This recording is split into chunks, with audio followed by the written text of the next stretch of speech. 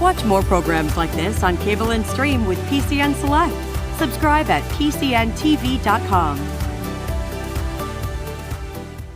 Secretary Yasmin Gurman. Secretary, I'm going to ask you to introduce your entire team you have with you today. And I am then going to ask all those that are here to testify to stand and raise the right hand and be sworn in. Thank you. Good afternoon, Chair Saylor. I'm here today with, on my right, Deputy Secretary for Multimodal, Jenny Lors, Deputy Secretary for Driver Vehicle Services, Kurt Myers, Director of Alternative Funding on my left, Ken McLean, Deputy Secretary for Planning and Programming, Larry Shiflett, and Acting Deputy Secretary for Highway Administration, Mike Kaiser. Very good, Madam Secretary. If all of you would rise, we will swear you in. You raise your right hand. Do you swear or affirm that the testimony you're about to give is true to the best of your knowledge, information, and belief? If so, say I do. I do. Thank you. With that, we'll start with our first questioner, which is Representative Clint Allen. Thank you, Mr. Chairman, and thank you, Secretary, for being here. And I also want to thank the Department for the help on the ATV project that we had in Potter County. That's really been a success, and it's been exciting to see that grow, an opportunity for local residents and folks coming to the area. We've been asking a number of the agencies that are coming before us to talk about the improvement or the increase in vaccination rate from the November 1st announcement by the governor. For your department, what was the amount cash payout so far in the Department of Transportation for that program that started on November 1st? Yes. So the payout so far is around $6.5 million. And I believe the vaccination rate is somewhere between 62 to 65%. Do you know what it was before the November 1st date, before this incentive was in place? I don't have that information. Okay. So as we talk about budgets moving forward, what projects, I mean, if it's $6.5 million, that's quite a bit of money. What was cut or what was not, what maintenance wasn't done? Where did that money come from within your department? Okay, so we haven't paid that $6.5 million yet. Okay. But I believe it's going to come out of our budget in the upcoming fiscal year. However, I have to mention, you're asking about what projects had to be delayed, or this $6.5 million is going to cost us what kind of projects. So as you know, 2/3 of our employees have to be out there. They don't have an option of teleworking or hybrid working. They're either doing maintenance work, construction work, inspection work. We also have close to a couple thousand employees working at the driver vehicle services, probably around 1,500 or so. These are the people who have no choice or option of doing hybrid work, and their work is extremely critical and important to provide the services for the public. So by spending this money and investing and making sure that people can, we're ensuring that the employees can show up at work, can do their job. As you know, the cost of, COVID has been tremendous. It's been exuberant. I mean, last year we have over 175,000 of man hours of sick leave that people had to take because of COVID. So we are trying to ensure that all employees can safely work and perform their jobs. I'm not talking about the policy. We're just talking about the procedure and the numbers, trying to understand the budget process. Well, I guess the budget process this didn't go through. We talked last year about increases and what you were going to be spending money on. So we're just trying to understand, as that $6.5 million goes out, where is it coming from? I did notice there's a $4.5 million increase or request for an increase in the GGO this year. So that's what we're trying to understand as a budget, in the Appropriations Committee as we move forward on the budget is, where is this money coming from? And does that really mean that we need an increase in our GGO moving forward? So that's kind of the questions we're asking, and I appreciate the help on that. I had another question. It wouldn't be an appropriations hearing if I didn't ask about I-99 in Tioga County. And I know that we've talked about that and seeing if there's a way that we can get that done just for Tioga County. It was 20 plus years ago that our municipalities were required to create lit intersections because of that commitment from the state to turn this into I-99. Those townships are still paying for the electricity to light those intersections. Would there be a way that we could reimburse those townships and the counties for that electricity that was required for I-99 that hasn't happened in 20 plus years? I'm going to ask my Deputy Secretary Shiflett or Kaiser to answer that question. Gentlemen, do you have the answer to that question? I think we're on. I don't have the specific answer, but I do know that we're continuing to work with the locals on a process to designate officially. It now is signed, I believe, future I-99 to make that I-99. One of the key components from our federal partners was getting the interchange in Center County, which is the I-80, I-99 interchange completed before they would agree to have future discussions about officially the 15 corridor becoming I-99. So from that perspective, we are continuing to work with our US DOT and federal highway partners as well as the local planning organizations in that area. Well, I appreciate that, and we have to stay on this. Yep. They were promised something 20 plus years ago. That has not happened, and things were required of them 20 plus years that they're continuing to pay for. And we have not been able to uphold our end of the bargain. New York State has named it right up to Tioga County, and I believe Tioga County could be, our qualifications are there. It could be done. We just have to apply for it. And that would be my ask, if we could go ahead and apply for at least Tioga County and relieve this pressure if we can, and maybe reimburse these townships for this cost for these lit intersections. So if we could look into that and get back with me as to whether or not we can do that, we can get you the numbers and how much they've spent. Thank you, Mr. Chairman. Our next question is Representative Kincaid. Thank you, Mr. Chairman. I am from Allegheny County, so I think that you guys know what my questions are going to be. The Fern Hollow Bridge obviously collapsed, and though it was a city bridge, we are facing, especially in Allegheny County, a reality that a lot of our infrastructure is failing because we are losing the tax base locally to be able to pay for that. And I'm wondering if you can speak to how the state is planning to assist our local municipalities in building up the infrastructure that we need in order to make sure that a bridge collapse doesn't happen again. Yes, this is extremely important to us. Fortunately, we are in a much better place today than we ever were in the past in terms of the additional funding that we are receiving, specifically for the bridges in Pennsylvania. As you know, Federal Highway just approved an additional $1.6 billion under the bipartisan infrastructure law that would come to the state of Pennsylvania. Out of that $1.6 billion, 15% of it is allocated to off-system bridges.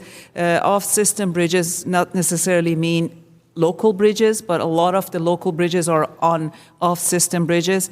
And it doesn't require a match fund to the off-system bridges. It gives the off-system bridges an additional $50 million a year for the repair, reconstruction, and all the work that's needed. Obviously, this money is being distributed through formula to all the MPOs, RPOs, and hence to all the locals and so forth. The locals should be working with their planning partners and should be working with our district to make sure that their projects are included in our TIP upgrade that's coming up.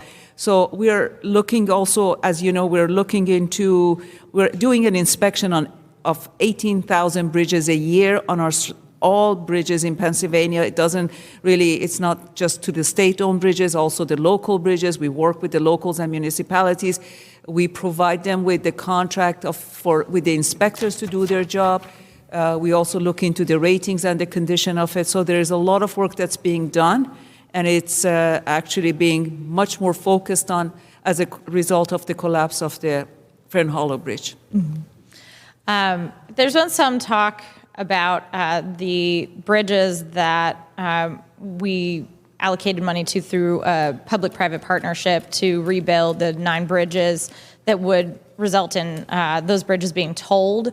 Can you talk a little bit about what was proposed, or since we've got this infrastructure money, is, maybe we could use that money to pay for these bridges instead of tolling them. What would be the what would be the result if we used all of the money to do that? Yeah, that's a great question. I can kick it off, and I will pass it on to Ken McLean, the Director for Alternative Funding Office. But the reality is this package of 9 bridges, and I want to call them candidate bridges, will cost us about $2.5 billion.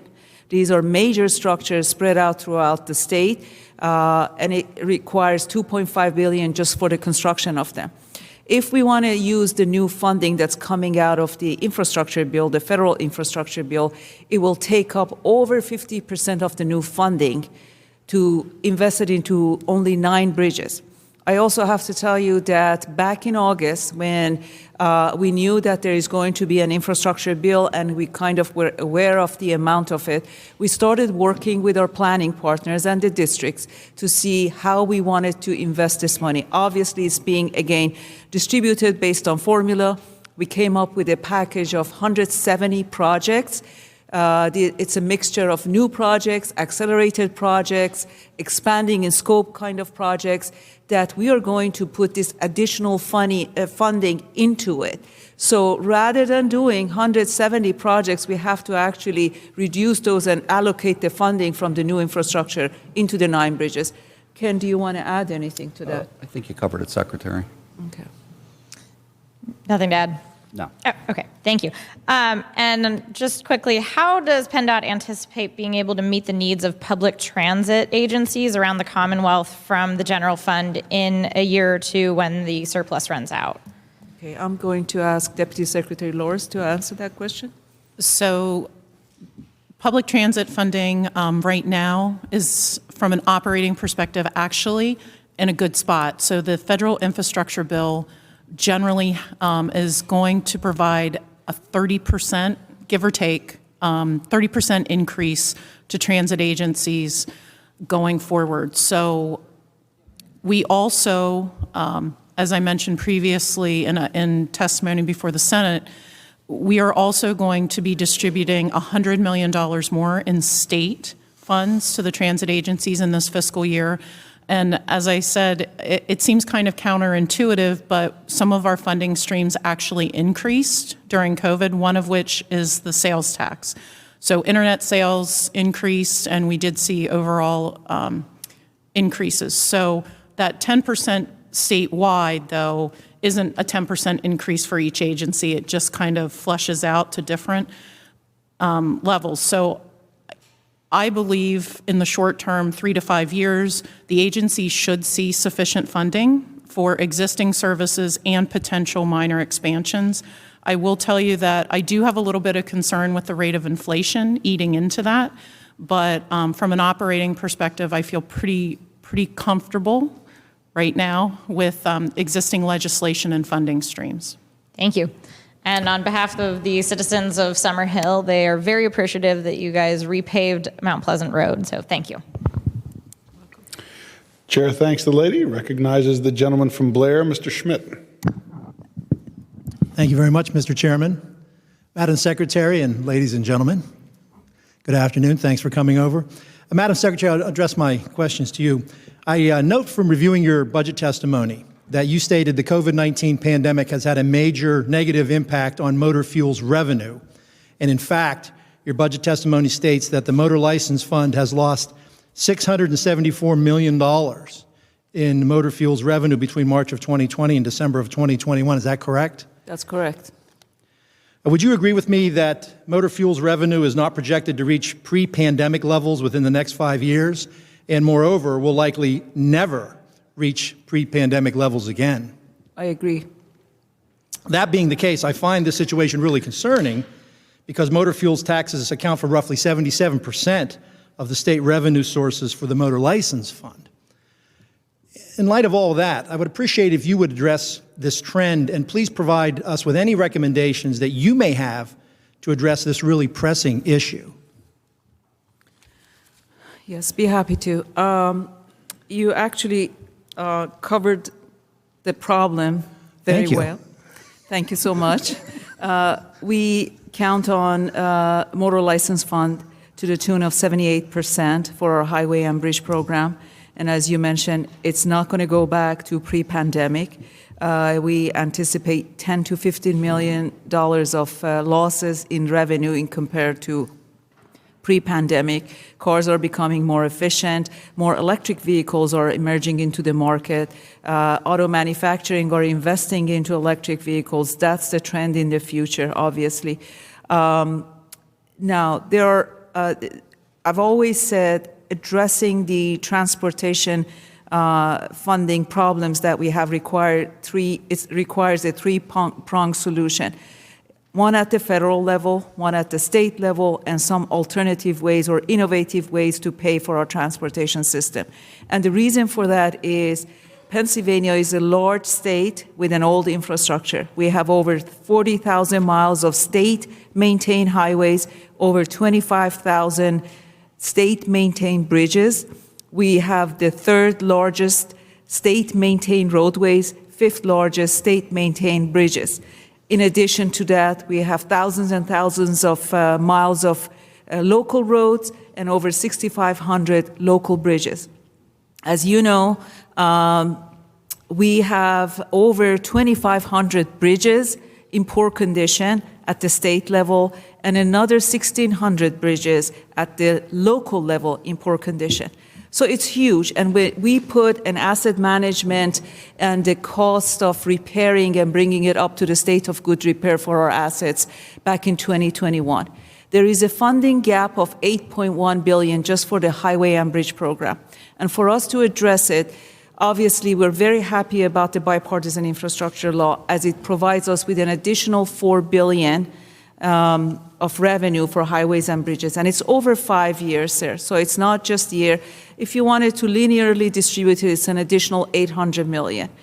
The other thing with regards to this federal money that we are receiving is that we have to have the state dollars to spend it to get reimbursed by the federal government, federal highway, on the money that we're putting into the projects.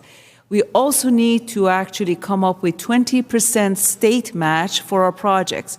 For every dollar that the federal government is giving us, we need to come up with 20 cents. We're getting $4 billion over 5 years. We need almost $1 billion over 5 years of state match fund, or 930. As you know, the budget that was proposed by the governor reduced the allocation to PSP, Pennsylvania State Police, to 500. It was accelerated. So we're getting an additional $140 million at the state level. It ends up to be around 386 over 5 years. We are still short by 544 million state funds over 5 years because we need 930. And forgive me for throwing all these numbers, but I read and live with all the numbers all the time. So that's what we need to fully leverage the federal funds. We don't want to leave any money on the table. If you recall last year, the governor, under the executive order, put together a Transportation Revenue Option Commission to look into alternative ways of paying for transportation and reduce our reliability on gas tax in the long term. From that commission, I was the only member from PennDOT on that commission, and we had folks from all over the industry, transportation, economic, legislators on the committee. And we came up with a short-term, a mid-term, and a long-term solution. Short-term solution would provide us the additional funding. So that's at the federal level. At the state level, we have some options. And the other thing I mentioned was the third option, the third prong is the alternative funding or innovative ways for paying for our transportation system. And we established the Office of Alternative Funding back in 2020, and we introduced a new program called Pathways. The first project out of the Pathways was the tolling project. Thank you very much. My time is up. I appreciate your response. Chair thanks the gentleman. Madam Secretary, you never have to apologize for giving us accurate numbers. That's why we're here. So as many numbers as you want to throw our way, we'll have them. Next, we'll recognize the gentleman from Lackawanna, Mr. Mullins. Thank you very much, Madam Secretary. Thank you to you and your team for being here. This question is for Deputy Secretary Lewis. I am from northeastern Pennsylvania, and we are anxiously awaiting and hoping for passenger service to New York City. Does the announcement of a second train or additional service on the line between Pittsburgh and Harrisburg preclude that eventual service from Scranton or Allentown to New York City? Absolutely not. So I guess we were very ecstatic to be able to make this major milestone with Norfolk Southern working with Amtrak. But I don't want anybody on the eastern part of the state to panic. I know Amtrak in their vision studies had the Lackawanna Cutoff project you mentioned, also Allentown and Reading. All those potential service lines are still on the table. And again, they will be working with Amtrak, again, to determine ridership numbers and availability. It does not preclude. They're separate initiatives. It's not an either or. It would be an and. Excellent. So what needs to happen next? Amtrak, who's the next move? Amtrak has to affirmatively communicate and invest, or does PennDOT need to make an affirmative statement that we, the state, we, the Commonwealth, are anxiously awaiting and are ready to support passenger rail? We absolutely are. I think my interpretation, Representative, has been that the governor, the secretary, support the Lackawanna Cutoff Initiative. We're at the point where Amtrak is doing their analysis, working with local rail owner and provider.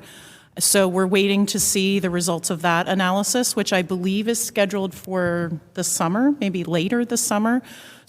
And I believe once that data comes back, there will also be discussions with FRA and availability of monies for restarts of new service or new expansions that are earmarked, so to speak, for pots of funds as part of the bipartisan infrastructure law. Thank you very much.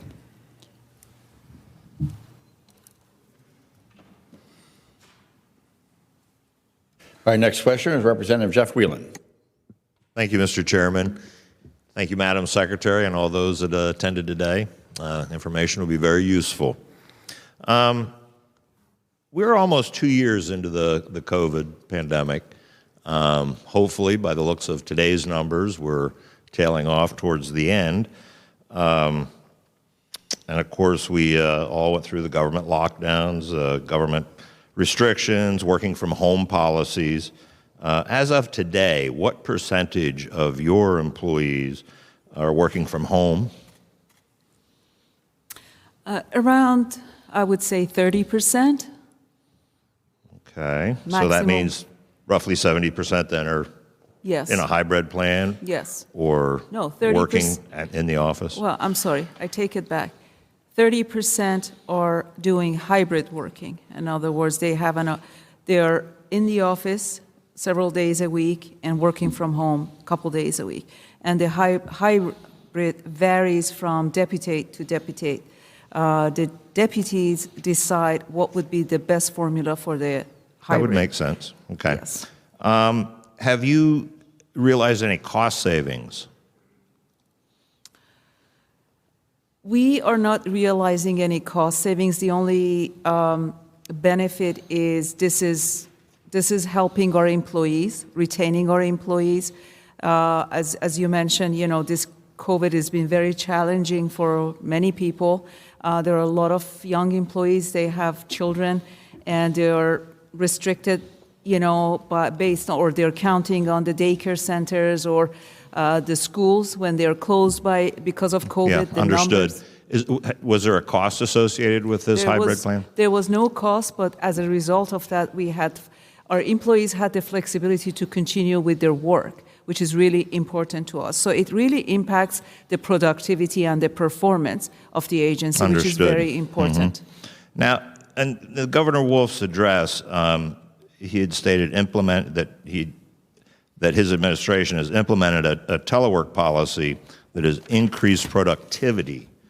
Did your department provide quantitative statistics, data to the governor regarding this increased productivity? Well, increased productivity, sir.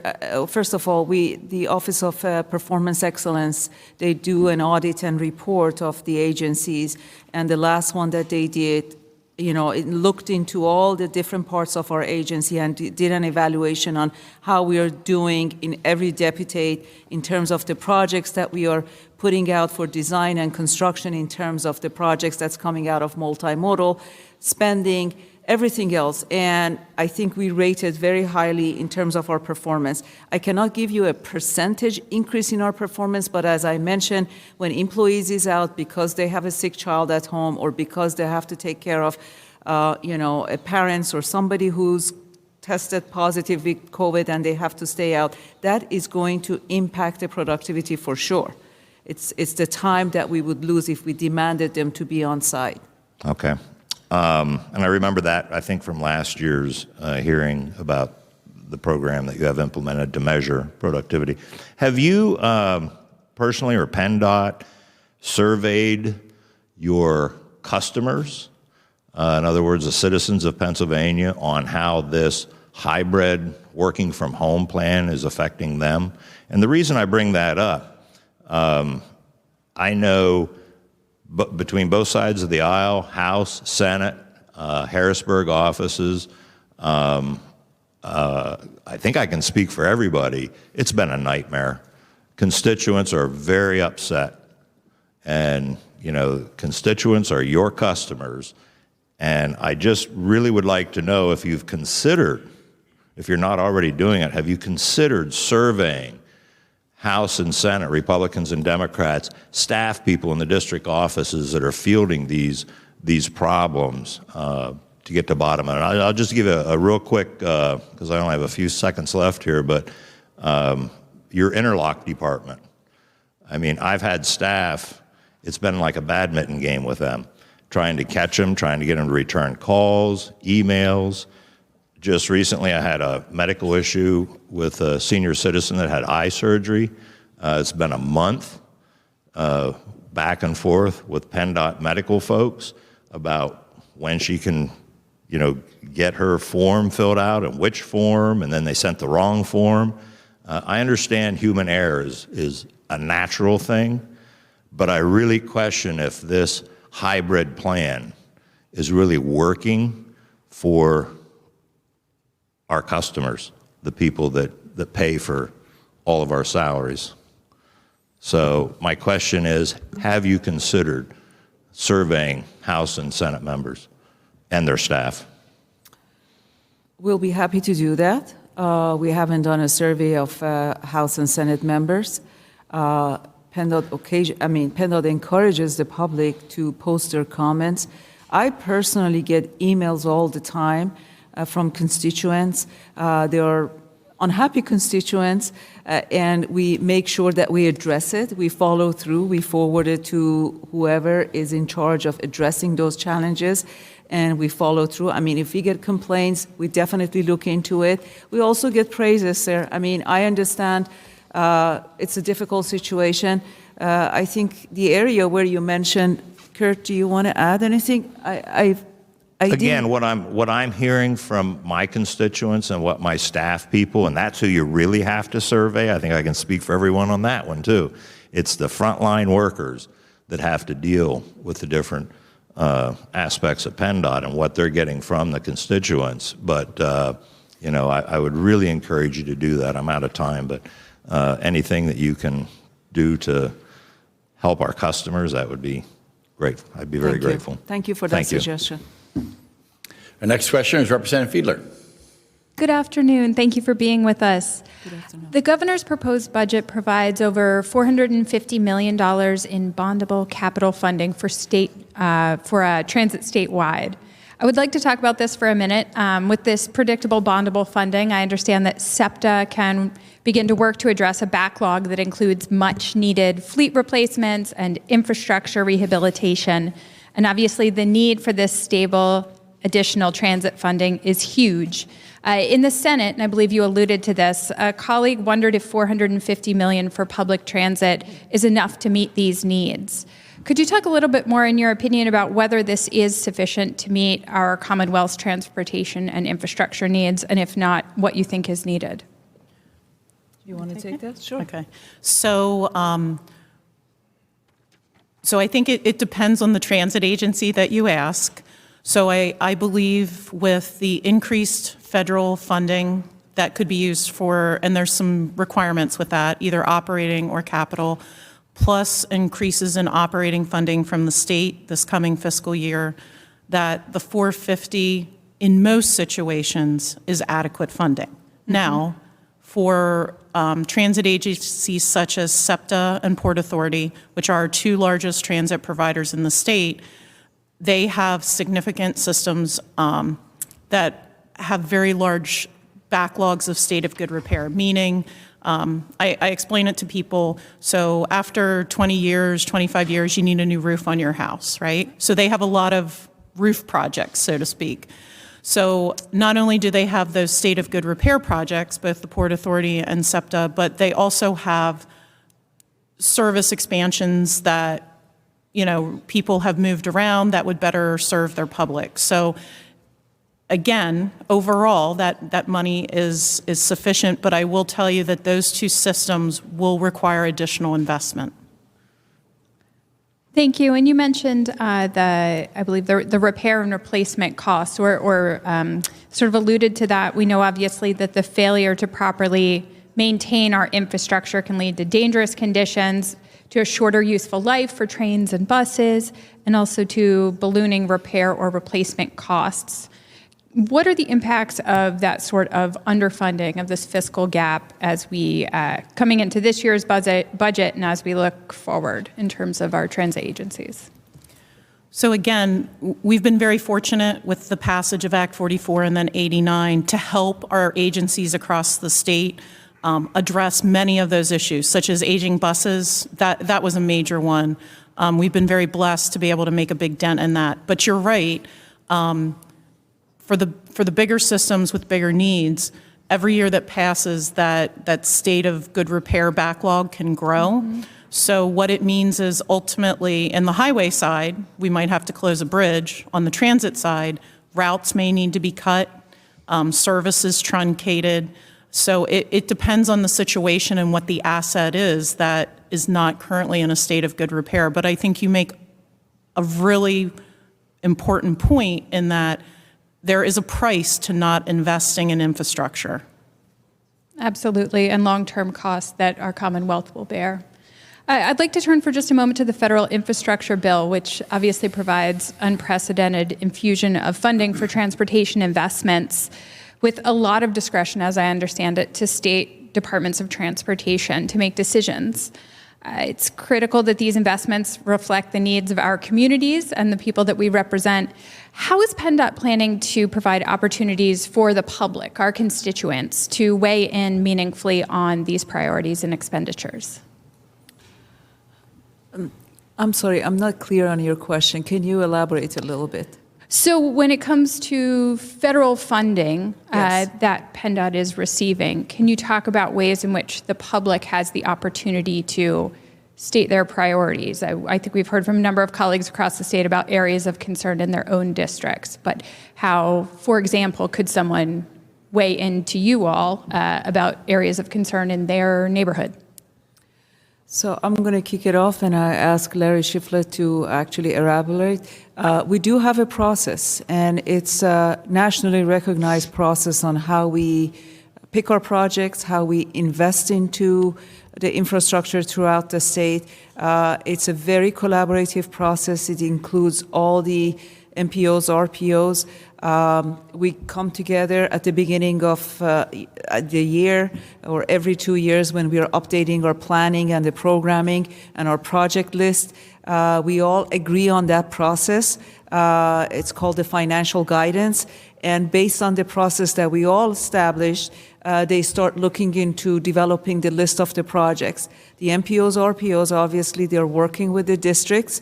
They're aware of the communities. They're aware of the needs. They're aware of the assets. We also develop something called the Transportation Asset Management Plan, Bridge Asset Management Plan, Road Asset Management Plan, where it identifies all the deficiencies throughout the state. So the combination of the MPOs, RPOs using the asset management plan with the district executives and the locals, and the process of PennDOT Connects, which really includes folks from the communities and stakeholders who come into developing those projects. That's what we usually employ for, coming up with the best project for those communities. Larry, do you want to add anything? Yep, just real briefly, there's 23 MPOs, RPOs throughout the state.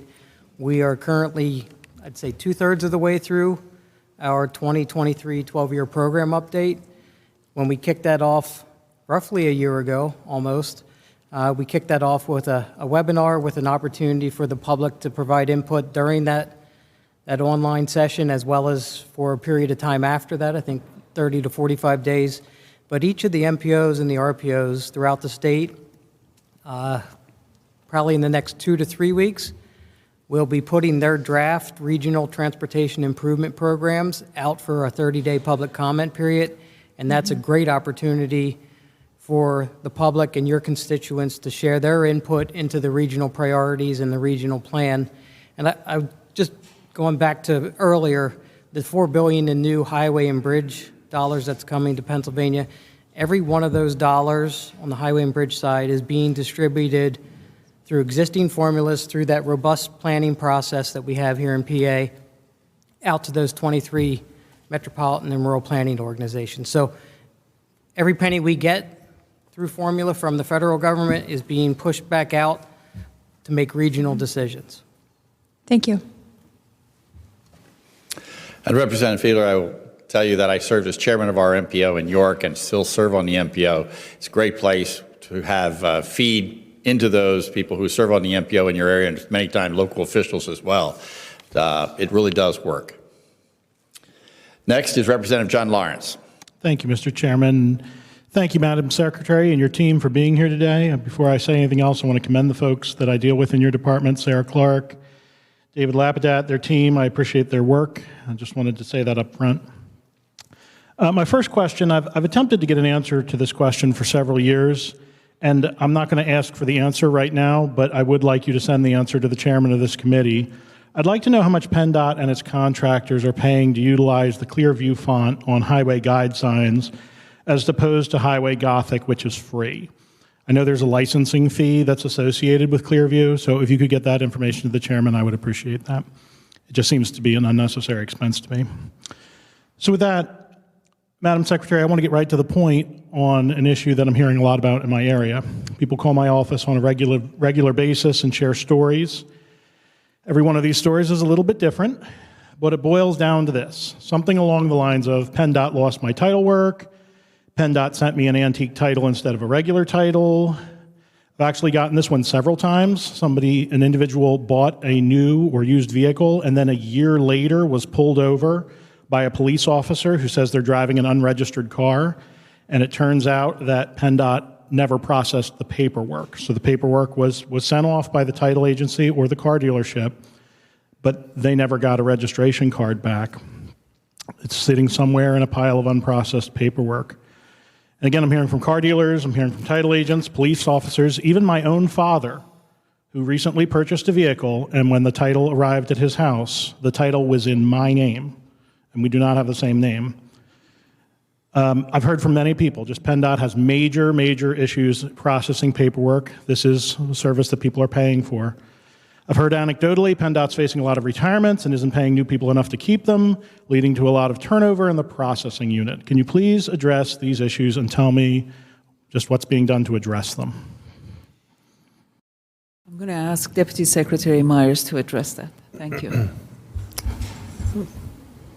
Okay. Well, first of all, thank you for the question.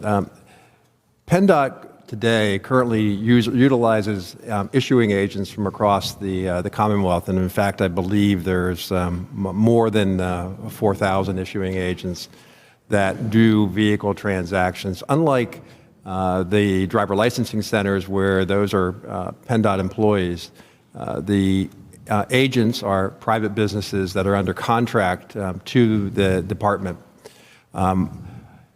Unfortunately, sometimes we have cases where we have bad agents. No, Mr.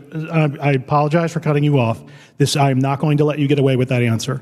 This is not Wiggins Auto Tags or in Oxford or the car dealership's fault. I'm sure you've had problems with some title agents in the past. Out of 4,000, there's going to be a few bad apples.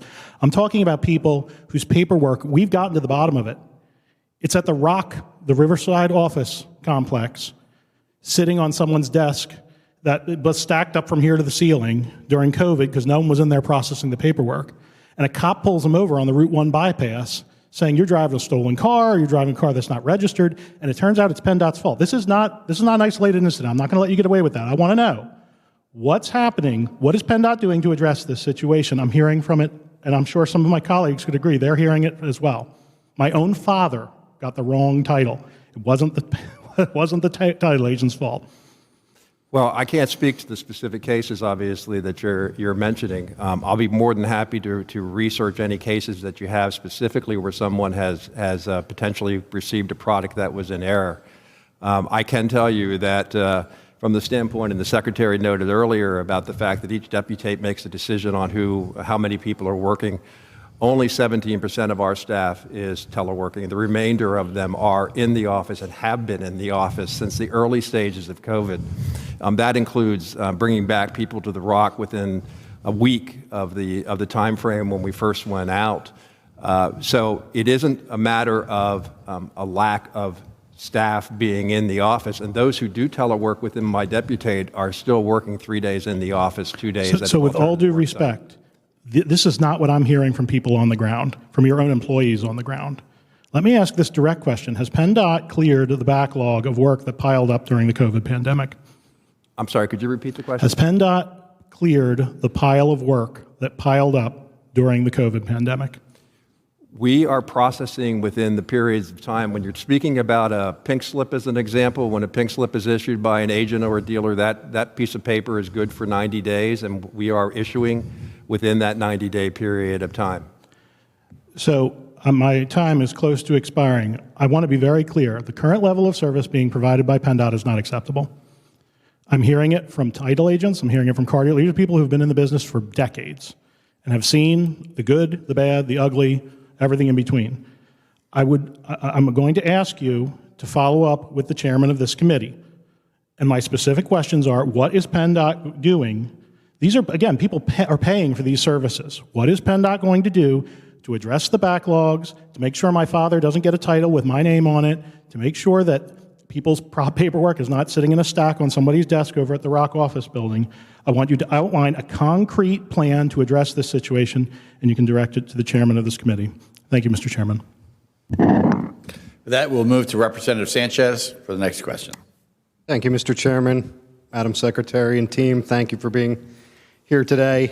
And I also wanted to thank you, Madam Secretary, for visiting my district, the 153rd in Abington Township a couple of weeks ago, where we met at the Noble Bridge on 611 to highlight the need for investment in infrastructure, and particularly bridges and highways in Pennsylvania. And I also should mention I had the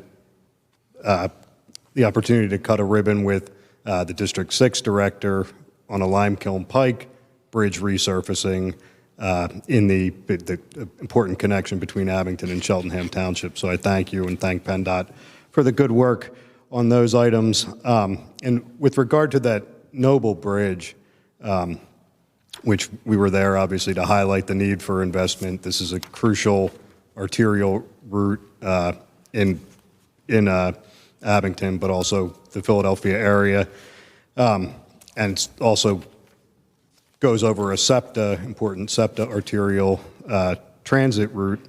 How would you see a project like that? Now, this one's teed up to be constructed in 2023, but could you use that project as an example to kind of highlight how the federal funds will be invested in, going forward on bridge projects like that?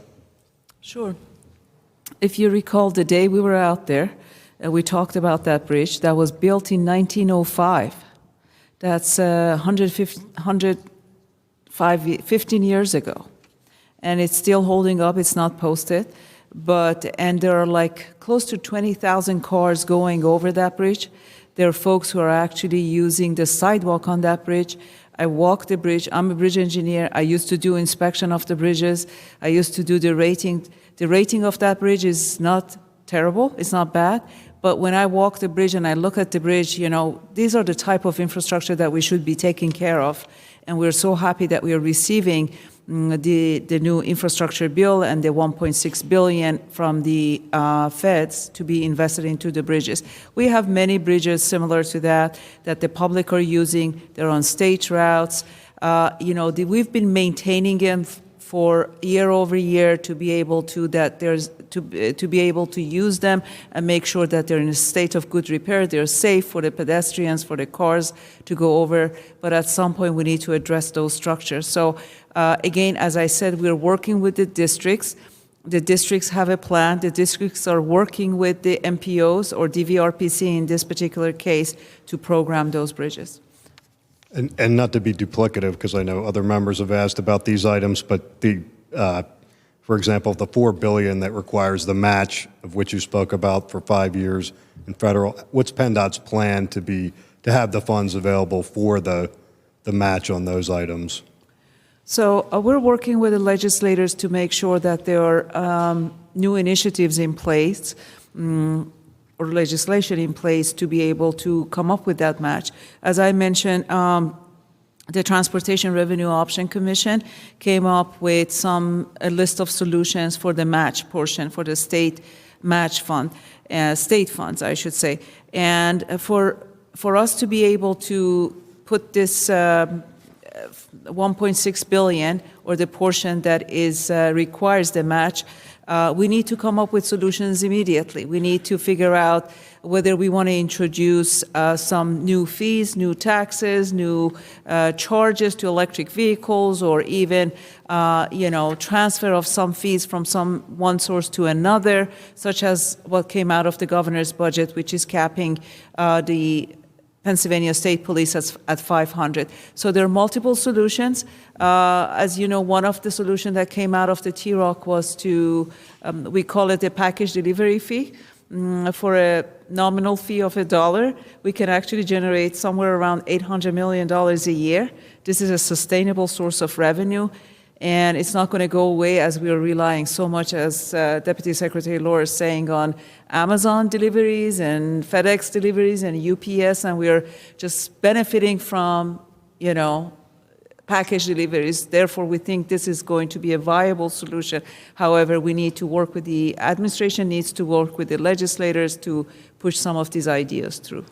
I look forward to doing a lot of that same. And just a closing item, and if you care to comment, please feel free. But we discussed that same day that you were there at the Noble Bridge, how not only does it's for safety reasons and, because of vital transit in the area, but it also provides an investment in local economy by itself because of the good paying jobs and the payback you get from that.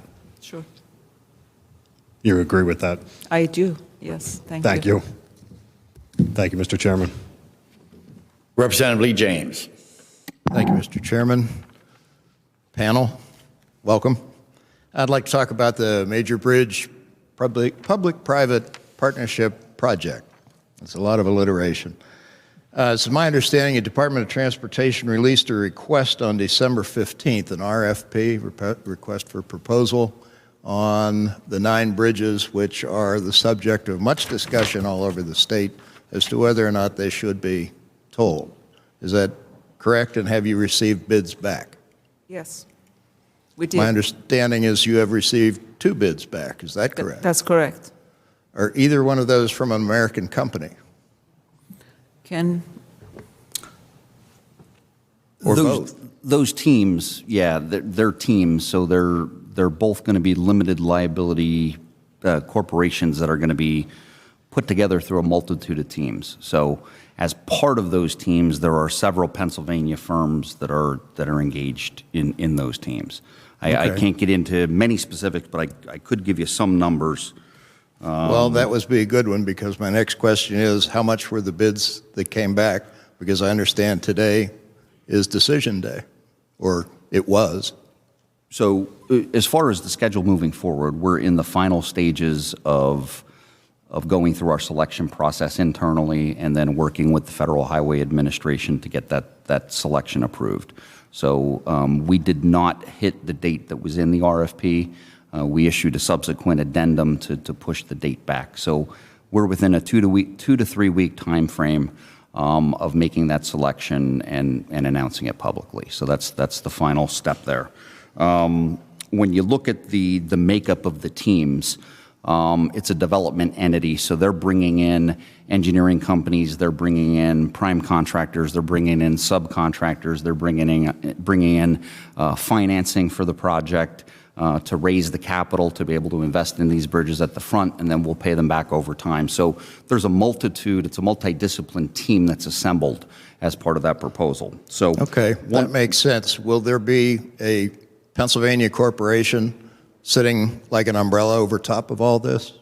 I do believe that the lead developer are not Pennsylvania firms, but various team members. One of the proposals, the entity has 6 companies on their team that are headquartered in Pennsylvania.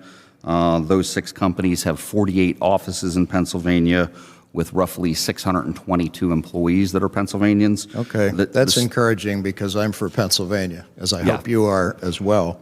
I had heard that the top bidder, or the bids that you got, were from Israel and Spain.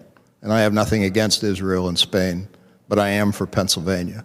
So it's encouraging to hear that there are so many members of that team. When will the construction begin, do you think? So I don't see, I mean, if we go through a contract execution this year, it's going to take several months to go through the final design phase of the project. So I would estimate that at the earliest, construction could begin in 2023, more than likely 2024. Not all of the bridges will be on the same schedule. So the ones that are a little bit further developed would probably hit first and start construction first. And then there are some large projects, very large projects on that program that are a little bit further behind in the technical stages and the environmental stages. Who will be responsible for the tolling, the management, the collection, the payout? So PennDOT will retain ownership of all of the bridges. We will retain all of the rate setting and toll setting for the program in perpetuity. We would be essentially farming out maintenance to this P3 team so that they would do maintenance for a 30-year period post-construction. And then we have an interagency agreement that we're working through with the Pennsylvania Turnpike Commission. And one of the backside toll collection vendors that works for the Turnpike will actually be processing those tolls on our behalf and then sending the revenue to PennDOT to be able to pay out all of our liabilities. Okay, thank you. Is there any portion of the request for proposal that includes, as a condition of winning the contract, the necessity of hiring Pennsylvania workers? No, there's not. We do have proposals in there that every contractor has to be pre-certified to do, or pre-qualified to do work in Pennsylvania, which is mainly the lion's share of Pennsylvania firms. There are other firms that are Pennsylvania qualified as well, but the majority of those I would say would be Pennsylvania residence firms. The other thing is for that lead contractor, we put in there a provision that there's a federal provision that states that self-performance for that lead contractor, so that's the amount of work they can do themselves, has to be a minimum of 30%. We put a ceiling on it of 35%. And it was directly for that purpose, was to make sure that there were plenty of subcontracting opportunities for various Pennsylvania firms to have the opportunity to partake in this program. Okay, I have a red light, but would somebody comment on whether there were alternative ways of determining how to pay for this, other than tolling? So Pennsylvanians don't want to pay this toll. You know that. Understood. Okay. I mean, it's definitely a very difficult conversation to have, and we understand that people have some consternation with paying a toll where a bridge was historically toll-free. Doesn't mean they weren't paying for it through motor license funds and gas tax receipts. But if you look at the funding gap, the annual funding gap that the Secretary talked about earlier in one of her responses, it's $8.1 billion per year. So these 9 bridges in themselves constitute a construction value of roughly, 2.2 billion to 2.5 billion. That is a lot of money. And through our regular financing, our regular budgets, it is virtually impossible to replace those 9 bridges and still have enough money left over to do the dozens and dozens and dozens of other projects around the state of Pennsylvania. So essentially what happens is by bringing in toll revenues to pay for that program, it protects all of the local investment that you have in the communities around the state. So the dozens of local bridges, regional bridges, local intersection projects, they're not going to have to be deferred or canceled in order to produce the revenue to fund these bridges. So it's very important. Just the South Bridge alone or the Girard Point Bridge, which are 2 of the larger project bridges in this program, they're between $600 and $700 million. That is the entire interstate funding allocation for a year in Pennsylvania. So if we were to conventionally fund just one of those bridges, we would not be able to spend another penny on an interstate in Pennsylvania for an entire year. So that's the magnitude of the size of bridges that we're dealing with and the costs of them. So we feel that an outside-the-box revenue source is definitely worth protecting the dozens and dozens of other projects around the Commonwealth that are currently programmed. Thank you. Next questioner is Representative Bullock. Thank you, Mr. Chairman. Good afternoon, Secretary. How are you doing today? Good afternoon. Thank you. Doing well. Last year, PennDOT created the Dismantling Systemic Racism and Inequities Working Group, which I know addressed a lot of issues regarding diversity, equity, and inclusion within your department. I know that recently you also had a disparity study done by BBC Research and Consulting. Based on these 2 activities, both the working group and the report, it's my understanding that it was founded that there was an underutilization of minority and women-owned businesses as it relates to contracting. Can you please share with us the steps that the department has taken to under your tutelage to address these shortcomings, as well as any other efforts you have implemented to achieve greater equity in PennDOT's procurement process? Sure, be happy to. So as you mentioned, we did a department. First of all, we looked into our agency and we looked into department race and gender data, and 81% of employees are male and 19% female. Of that 81%, 75% white, 6% people of color. There's been a reduction in the numbers if you compare it to previous years, and it's because a group of our employees on the HR side and IT side were transferred to the OA, so those numbers came down. Apparently, we had more diversity within those groups. Annually, our programs get audited by Federal Highway and Federal Transit Authority. They look into the percentage of the work that we give out to minority firms. We are looking into strengthening the Bureau of Equal Opportunity to make sure that we can encourage more firms, more minority folks who are interested to get registered and do business with PennDOT, that they can do that, especially in light of this new infrastructure bill that was just passed. There is a lot of emphasis on making sure there is opportunities for minorities, and there's a lot of discussions around equity and equity providing opportunities for minorities and minority companies. So we're looking into that. As you know, we had a set-aside small businesses program, provided $6 million designed for small businesses and $8 million construction inspection for small businesses. We want to enhance that. There is a mentor protege program that's being developed at PennDOT to ensure that as part of the construction projects, there are opportunities, and design projects, there are opportunities for minority firms to actually expand their businesses and growing their services by working with the prime firms, bigger firms. And we're encouraging a lot of big firms to come in and make their own suggestions. This program that Ken just talked about, the Major Bridge P3 program, we actually identified 13% of that work to go to DBE firms. So that's a great opportunity for a lot of diverse businesses to actually benefit from that when we are looking into the makeup of the firms, and we are encouraged. Part of the RFP was to encourage, opportunities for minority firms.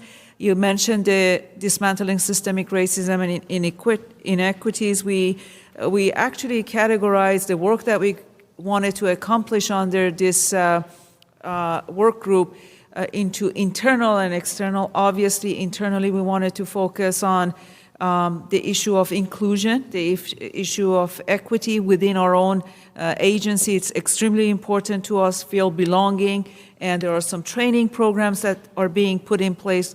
We hired a person who's leading the efforts, and she's developing a lot of great ideas, and we'll be happy to share it with you, as they get developed. Contracting is another one.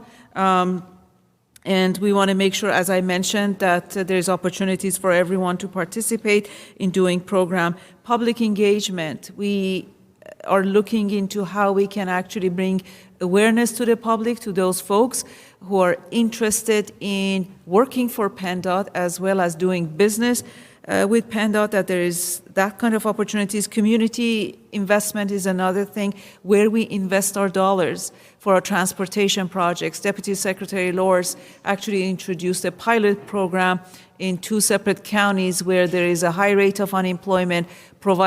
She worked with the counties and the Transportation Management Association to develop this transit program to provide access to those who were unemployed for employment into next counties that were providing opportunities for employment.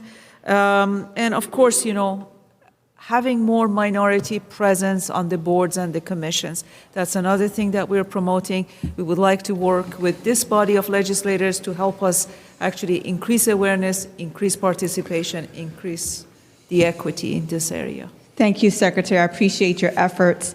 And I would like to just offer my assistance as chair of the Pennsylvania Legislative Black Caucus to assist you with the boards and commissions, if our caucus can help you with identifying candidates for those opportunities, and continue to encourage you in the efforts that you're doing to not just hire folks that are diverse as Pennsylvania is, but to also implement policies that reflect the diversity of Pennsylvania and include all Pennsylvanians in your contracting and other policy initiatives out of your department. I appreciate that. Thank you very much. Our next questioner is Representative Doyle Heffley. Thank you, Chairman, and thank you, Secretary, for being here today. Just going to follow up a little bit on the P3, this project, the P3 proposal and the financing. So you're saying it's approximately estimated between $2.2 to $2.5 billion that you'll be financing? Correct. And the estimated rate of return on that financing is what you, as stated in the Transportation Committee, what is the estimated return? Is it interest 15, 20%? What are we going to be paying back on that financing? Okay. So first of all, the total finance, the $2.2 to $2.5 billion is the total construction value of what's going to and is that also going to pay for the diversion? I mean, you're going to have to fix a lot of the roads. Yes. That's all included in the 2.5. And is that an up-to-date estimate? Because we're seeing prices are really skyrocketing for construction costs and labor costs right now. Yeah, we're about ready to do another updated cost for So this it could be program. much higher than 2.5.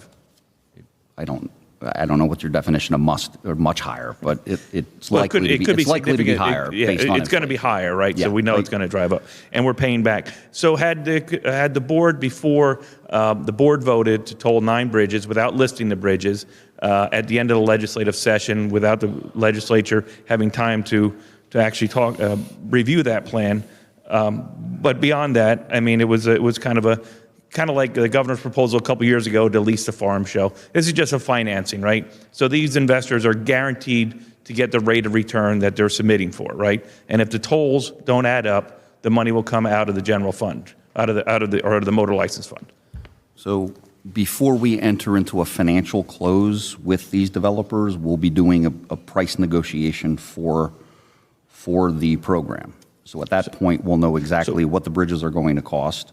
So we'll know what the financing costs are, the rate of return on it, and then at that point, we'll do our last run of our financial model to figure out what the toll costs are going to be. So now there's been proposals in the legislature to go to maybe a bond market, which have a much lower interest rate. Was that something that was considered before the rush? I mean, I voted for the P3 legislation years ago, and it was never intended, nor never put forth in this legislative body that it would be to toll existing roads. We had toured as a transportation committee. We'd gone to Virginia to tour the Beltway project, the P3 project down there, and that's what it was. That's what the language in that legislation was meant to be. And you've really altered it. And I guess it's okay because that's what the governor's done with Reggie, and he always has a court to back him up on it. So it's going to go forward. At the end of the day, the Pennsylvania motoring public is going to pay for this, right? So, and if they find other ways to go around it, or businesses fold because it's too high to operate in the state of Pennsylvania with these tolls on these roads, then the motoring public is going to pay for that through their gas tax, correct? So the first part of the question, interest rates. So municipal bond rates are somewhere between 1% to 3% currently. We've gone through lengths to apply for private activity bonds and TIFIA loans through the federal government, which those rates come in very comparable to municipal bonds. They might be slightly higher, but it's not like private equity financing that would hit double digits for those financing costs. So that's the first part. But we still haven't seen, you have two companies, two foreign entities right now that are bidding on this, but we haven't seen what exactly their bids have come, what exactly the rate of return they want right now yet, correct?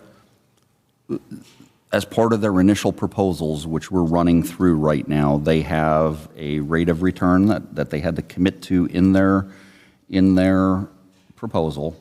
They've also had some of the overhead numbers that they're going to have to commit to for the design and construction phase of the project, as well as the maintenance phase of the project. So they're going to be locked in through this proposal process.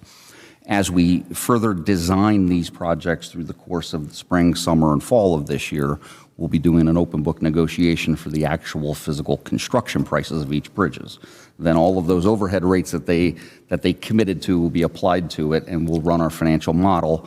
As the Secretary has committed to earlier, all of our modeling shows that these projects are going to come in between $1 and $2 for a passenger car using For Easy a passenger Pass. vehicle, and Correct. using Easy Pass, but what about a commercial vehicle? Because companies that operate in Pennsylvania, they get product hauled in, they build things, manufacturers, and they ship them out. So it's a double tax in both ways. And I know that one thing I got to say I thought was comical when you said you're only going to toll one direction. You're going to collect the same amount of money, right? So it might cost you less because you're only going to toll in one direction, but you're still got to pay back the same amount of money to these people that are financing it. So you're not saving the taxpayers of Pennsylvania by putting a toll in one lane, just those folks are going to run around it.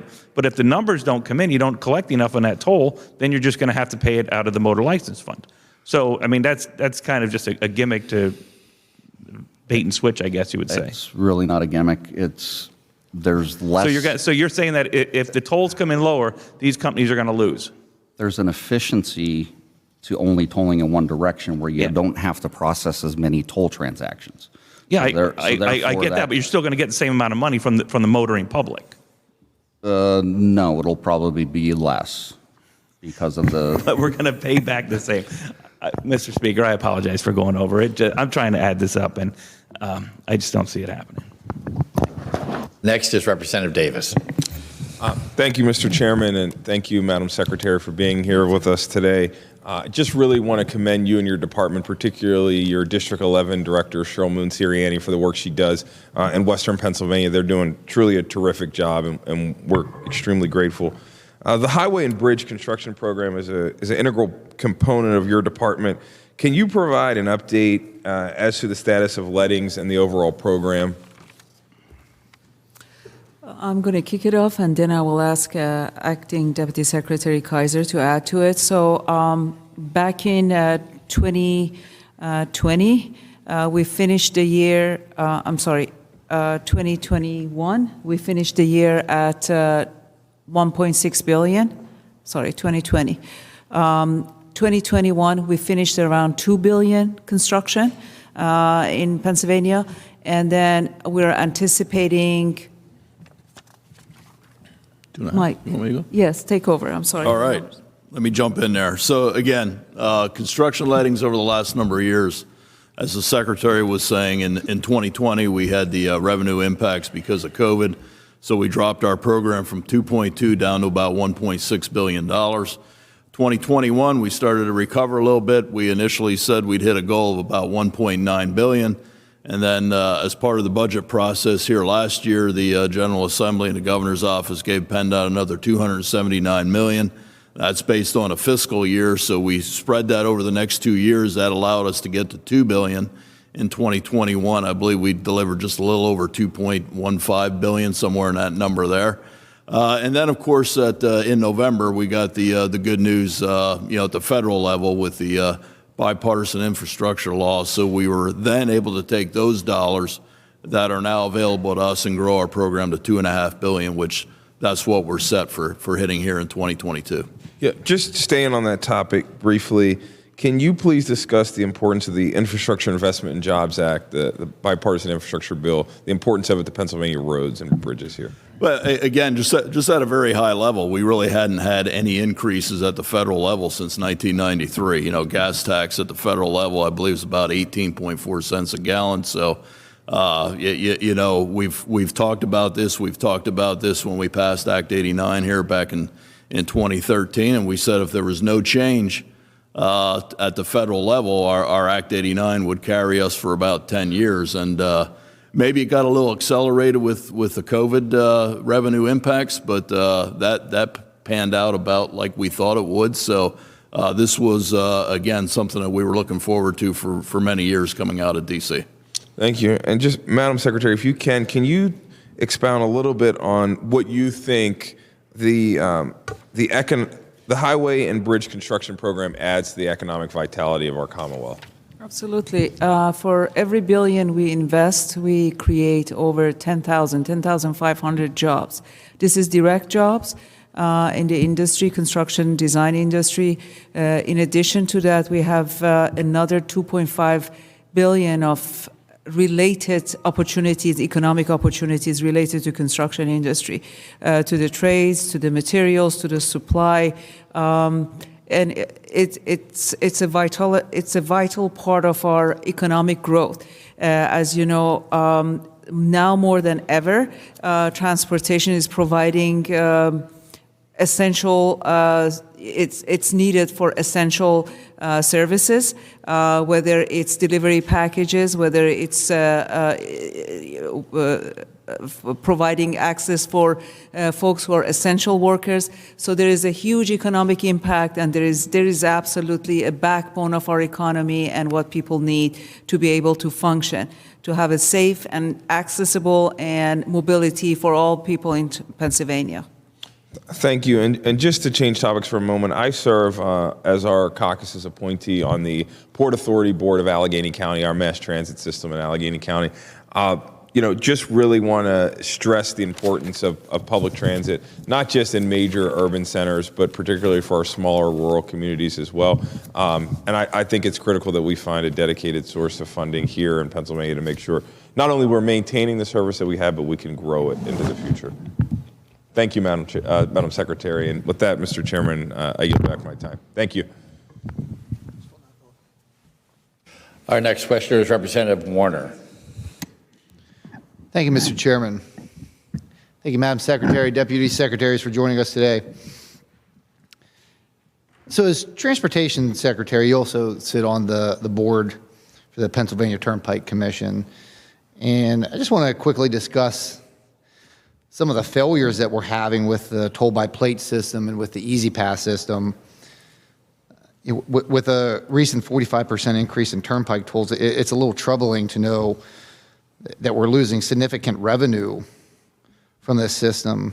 So, Madam Secretary, could you detail the amount of revenue lost last year and in previous years from the toll-by-plate system? I don't have the exact numbers there, but I know they collect up to 93% of the tolls that they're supposed to collect. And this toll by plate and the whole eliminating the toll collectors is really not, folks think that elimination of the toll collectors has got something to do with losing revenue. The fact of the matter is we always had Easy Pass The folks who actually had Easy Pass, went through the toll gantries, they would pay for it, and the folks who didn't want to pay for it, they also went through the Easy Pass portion of the gantry not to pay for it. What PennDOT Turnpike has done is they are in the process of bringing on board a third party to go after the collection of the uncollected tolls. Yeah, and Madam Secretary, I'm going to have to correct you there because there's actually an AP article that says that close to 50% of tolls are not collected from people going through the toll by plate system, not 95%. And I don't know the exact number either, but I do know that there were Senate hearings on this issue, and I believe that the number was well over $100 million worth of revenue lost from the Turnpike by not collecting tolls. Do you know, are you aware of any changes or anything that the Turnpike's doing to fix this issue? Well, again, this 100 million, I don't know where you got that number from, but That's a number quoted from the Associated Press, Madam Secretary. Madam Secretary, the Turnpike did tell us it's $104 million, exactly $104 million. Okay, thank you for confirming that. I appreciate it. I didn't want to speak to a number that I wasn't familiar with. But I know that the Turnpike is looking into bringing in a third party to help them with collection. Okay. They're looking into that.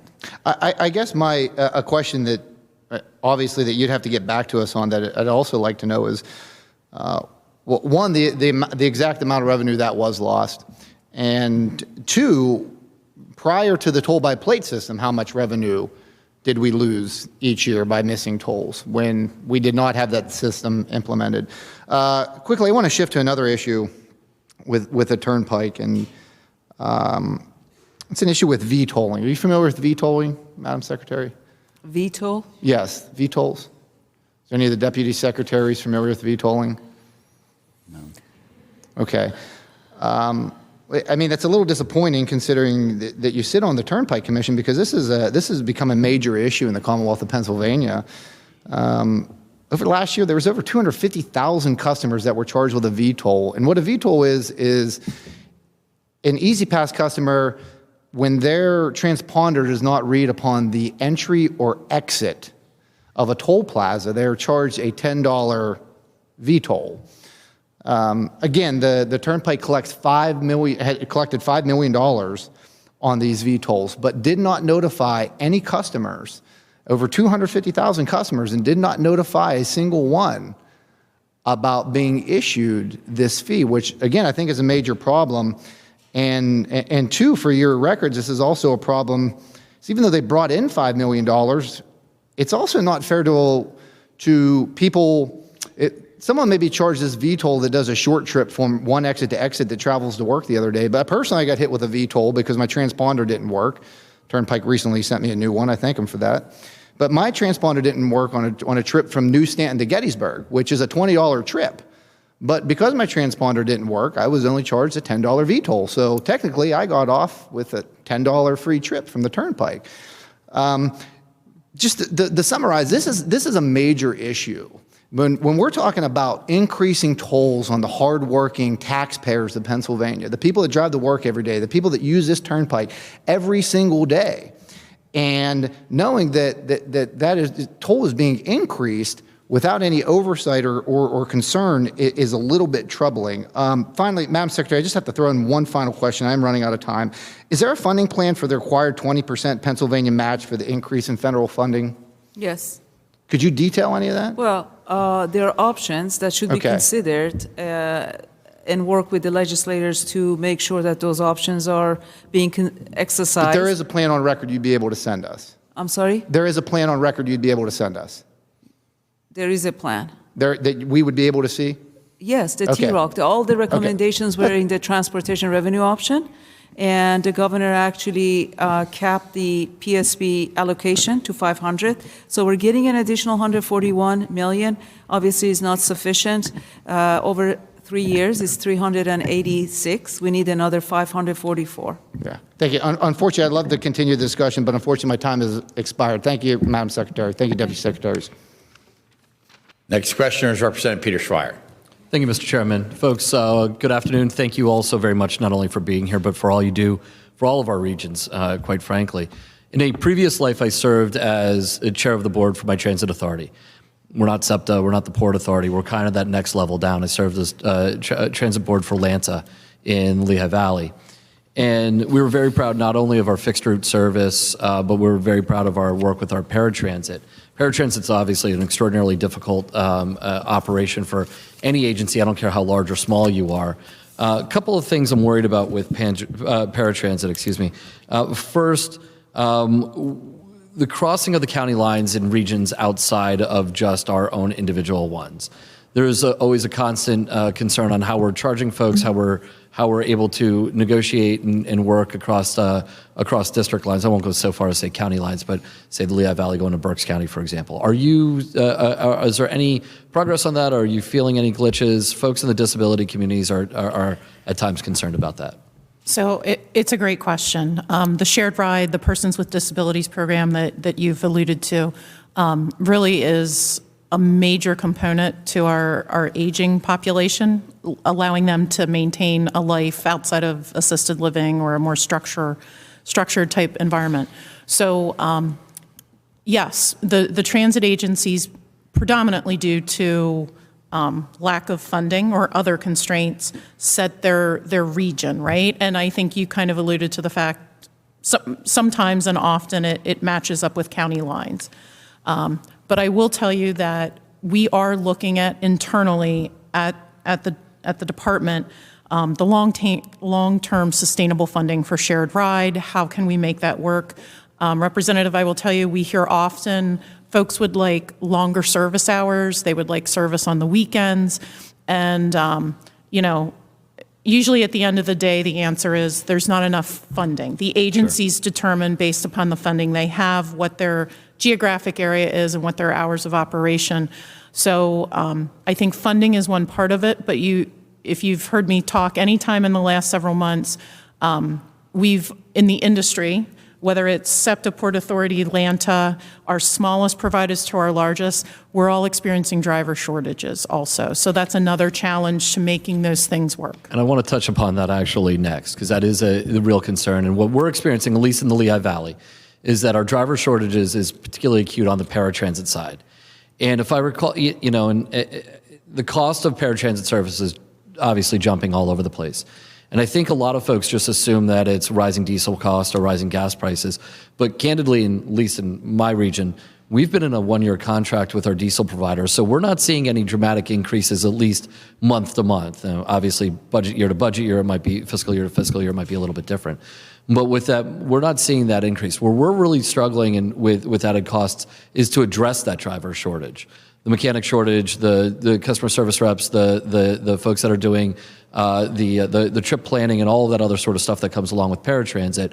We're seeing, for us to be able to compete in the marketplace for the employment marketplace, we're have to increase our costs. At the same time, I think we still have some of those PennDOT caps on what we can recoup. And at the same time, I'm also worried about pass-through costs to senior citizens and folks that are on medical assistance or on other sorts of assistance, having to bear the ultimate brunt of those costs. Do you have any plans on how we can kind of control the costs, at least for our riders, the specific riders, even if we, the Commonwealth, have to bear more responsibility? So one, that was an excellent summary of the challenges we're experiencing, so I can't thank you enough. And those are the things that keep us up at night.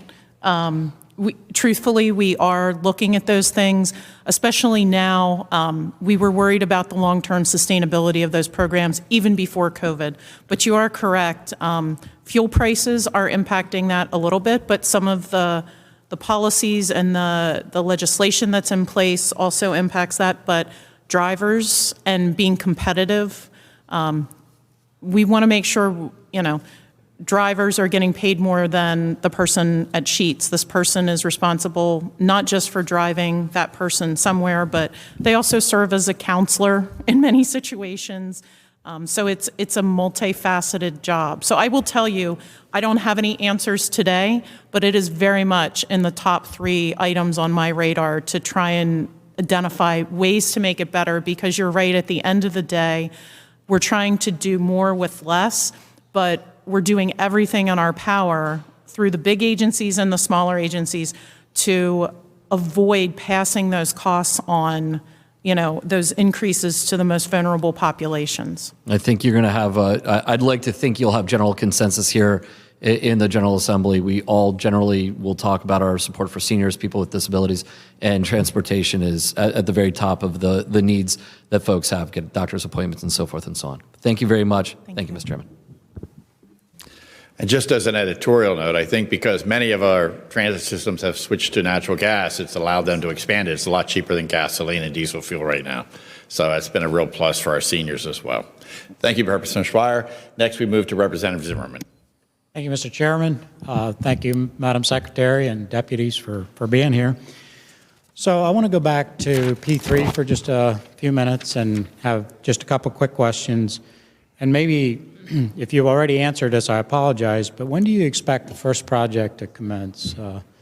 And how long is the full, what's the timeline for the full project of all the bridges? Yeah, so the first projects, bridge package number 1, should be contracted by the end of this calendar year.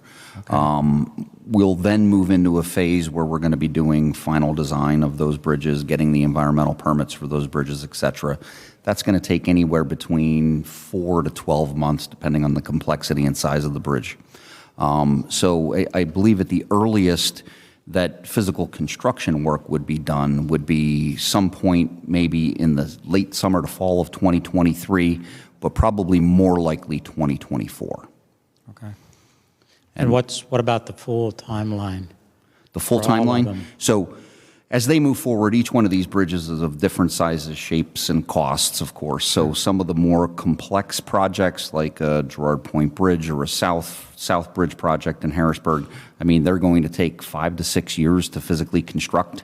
And then, once we are done constructing those bridges, at that point, that development entity that's on board would begin to maintain those bridges for a 30-year period from their appreciable completion date. Right. So we're really looking at a number of years to complete the project itself. Yeah, so I would say between 5 to 8 years to complete construction, from today, for all 9 of those bridges, and then once they're done constructed, they'll be maintained by that entity for 30 years. Yeah. And then once that 30-year period is over, the tolls would actually come off those bridges. And so you may be working on more than one project at a time as well. Correct. Okay. Correct. Good. So another question, is there a chance there'll be temporary jobs created through this as well, or do we know that?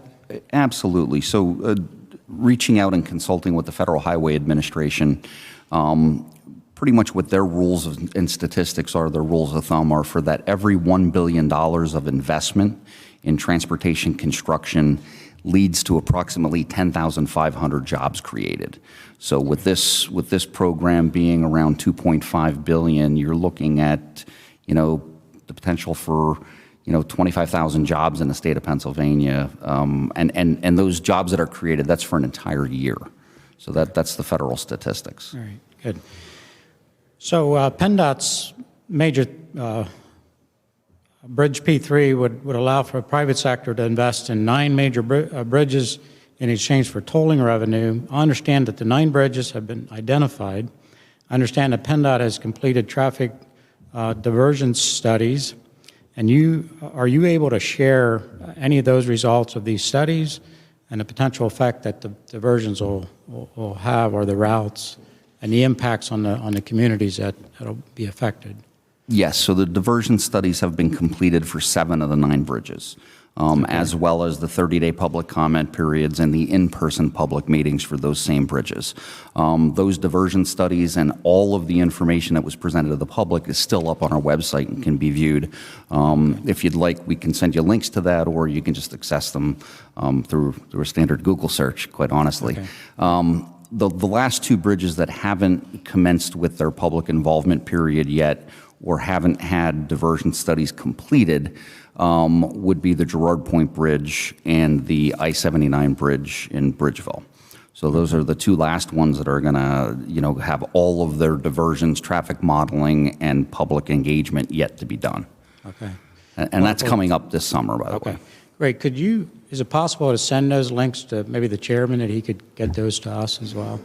Sure. Appreciate that. Sure. So I just want to kind of end with this. And so in my district, there was a the Virgin Diamond project done, and thanks to Mike Kaiser for being so involved in it. But the one thing I'll say is Mike was, kept us informed and showed us maps, and we were able to answer constituent questions and, on all, what the traffic flow looks like ahead of time. And that's a whole new concept for Lancaster County where, 322 and 222 project. But it worked well, and it's working wonderfully today. And so it was a great idea, and everything worked out. So well done. But thanks to Mike and his leadership on that. Thanks. Thank you, Mr. Chair.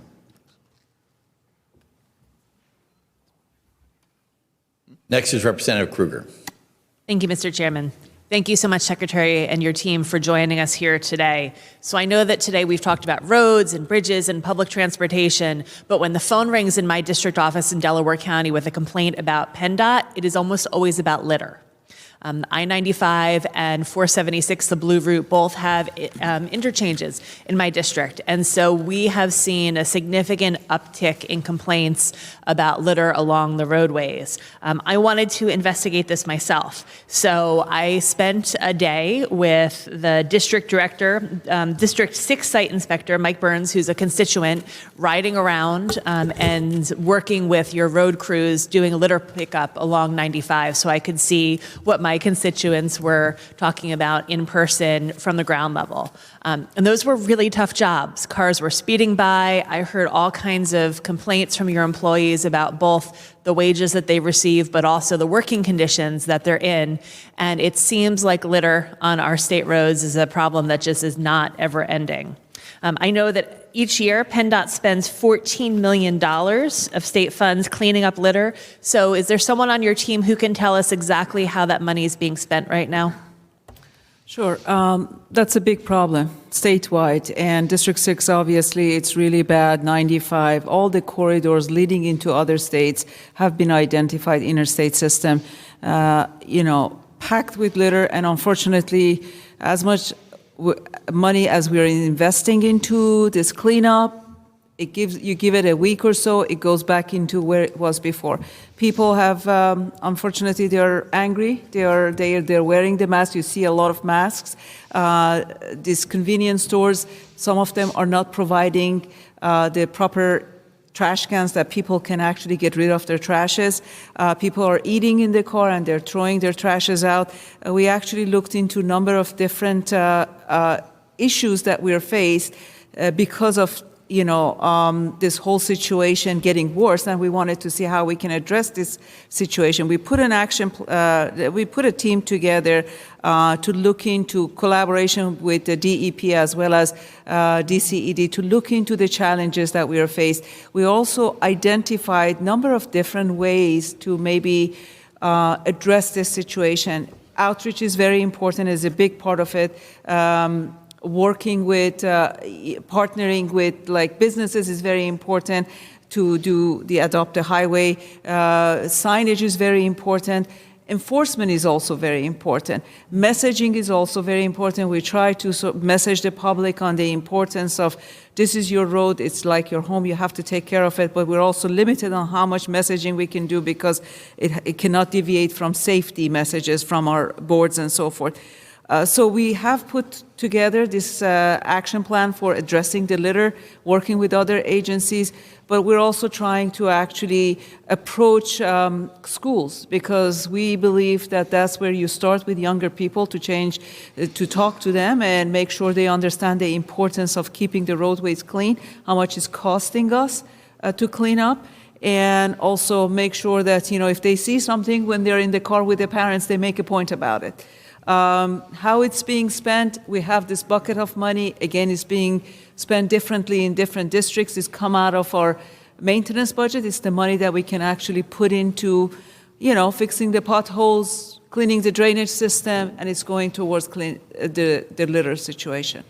Thank you for that. And do you have any specifics you said it's being spent differently in different places. In District 6, where I live, do you have any specifics on their program?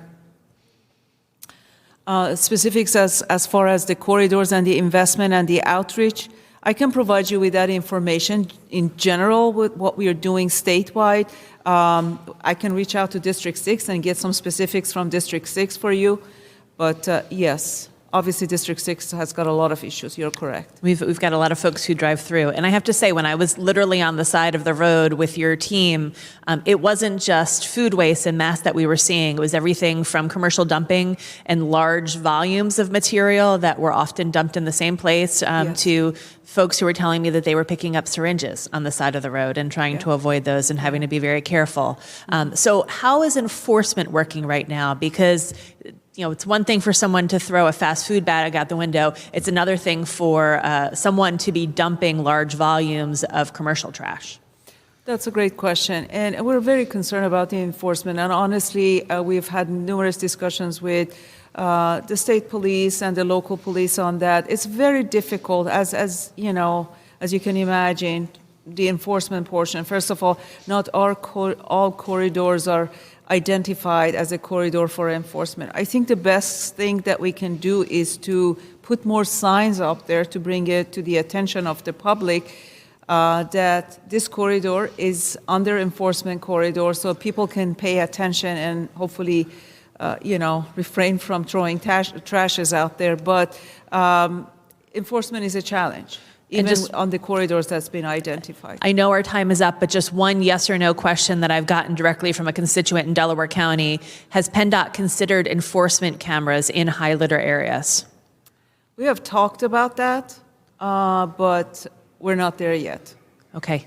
Thank you, Mr. Chairman. I'd appreciate any follow-up information you can give me. Thanks. Madam Secretary, I think that would be a great question for the state police for you to follow up with, and this committee as well.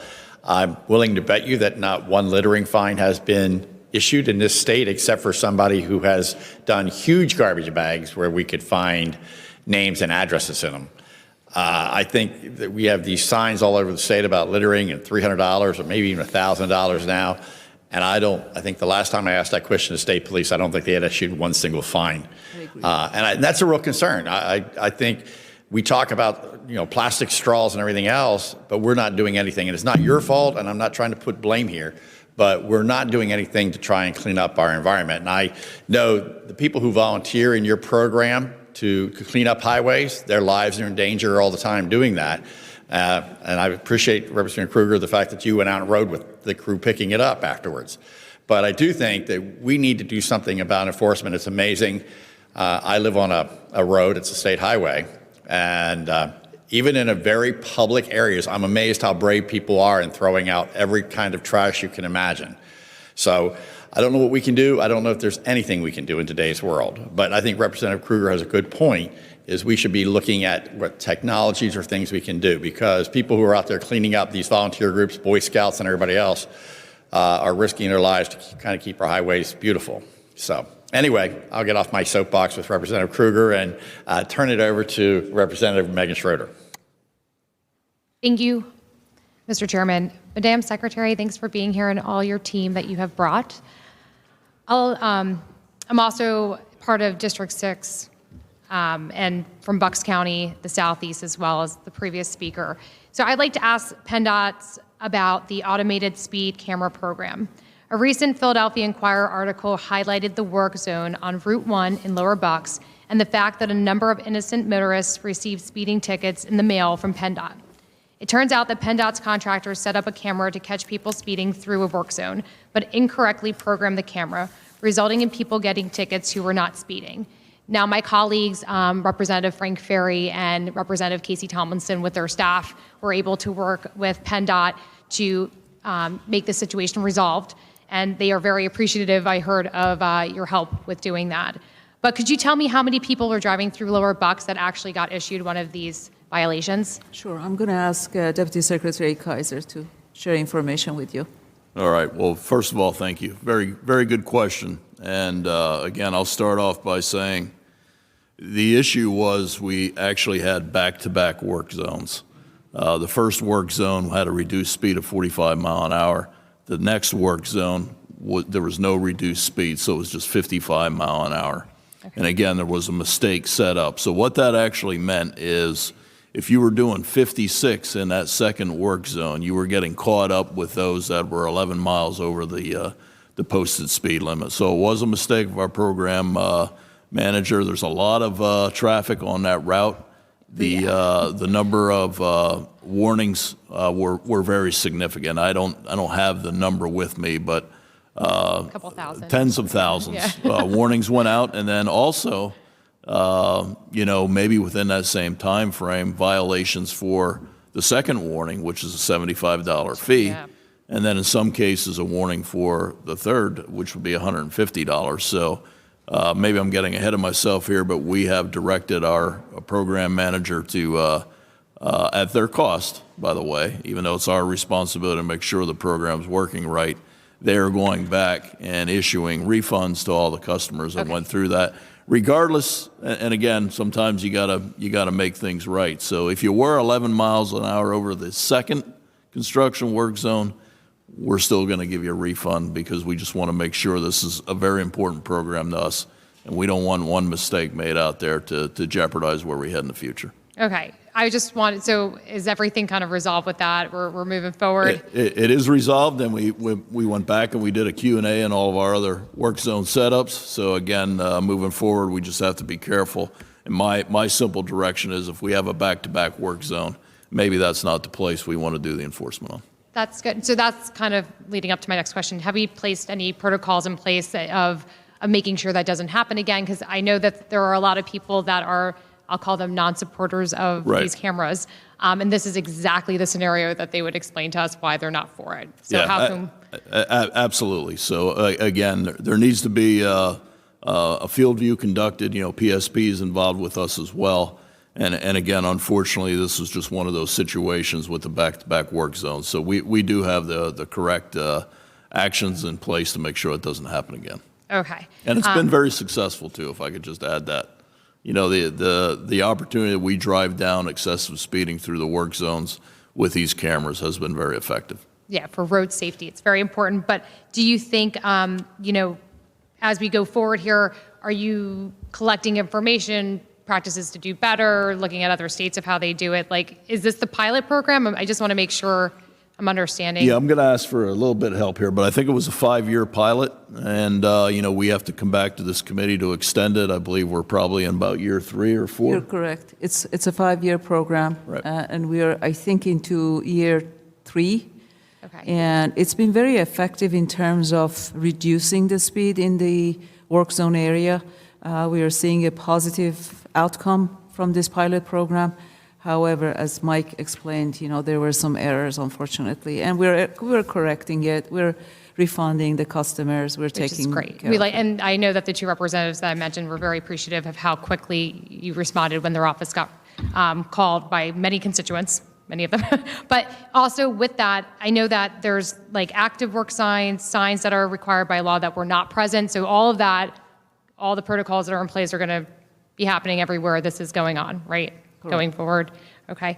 And also I serve on the Transportation Committee as well. So I know that we talk about stuff, and I know Ken McLean from District 6, many years working together. And we talk about potholes, and I know that there's different materials that we've talked about in the past and different pilot programs for road conditions. So I was just going to ask real quick, is there anything, I know there's an asphalt, polymer asphalt material that there is a pilot program for. Is there we talked to our local PennDOT, I don't know if this is for across the state, but is there any movement on that? Is it being successful? Because potholes is, I think, the highlight of my phone calls lately. Yeah, so I'm sure for everybody in this room. And it is And you. pothole season, by the way. Yes, it is. With the Good old changing pothole temperatures.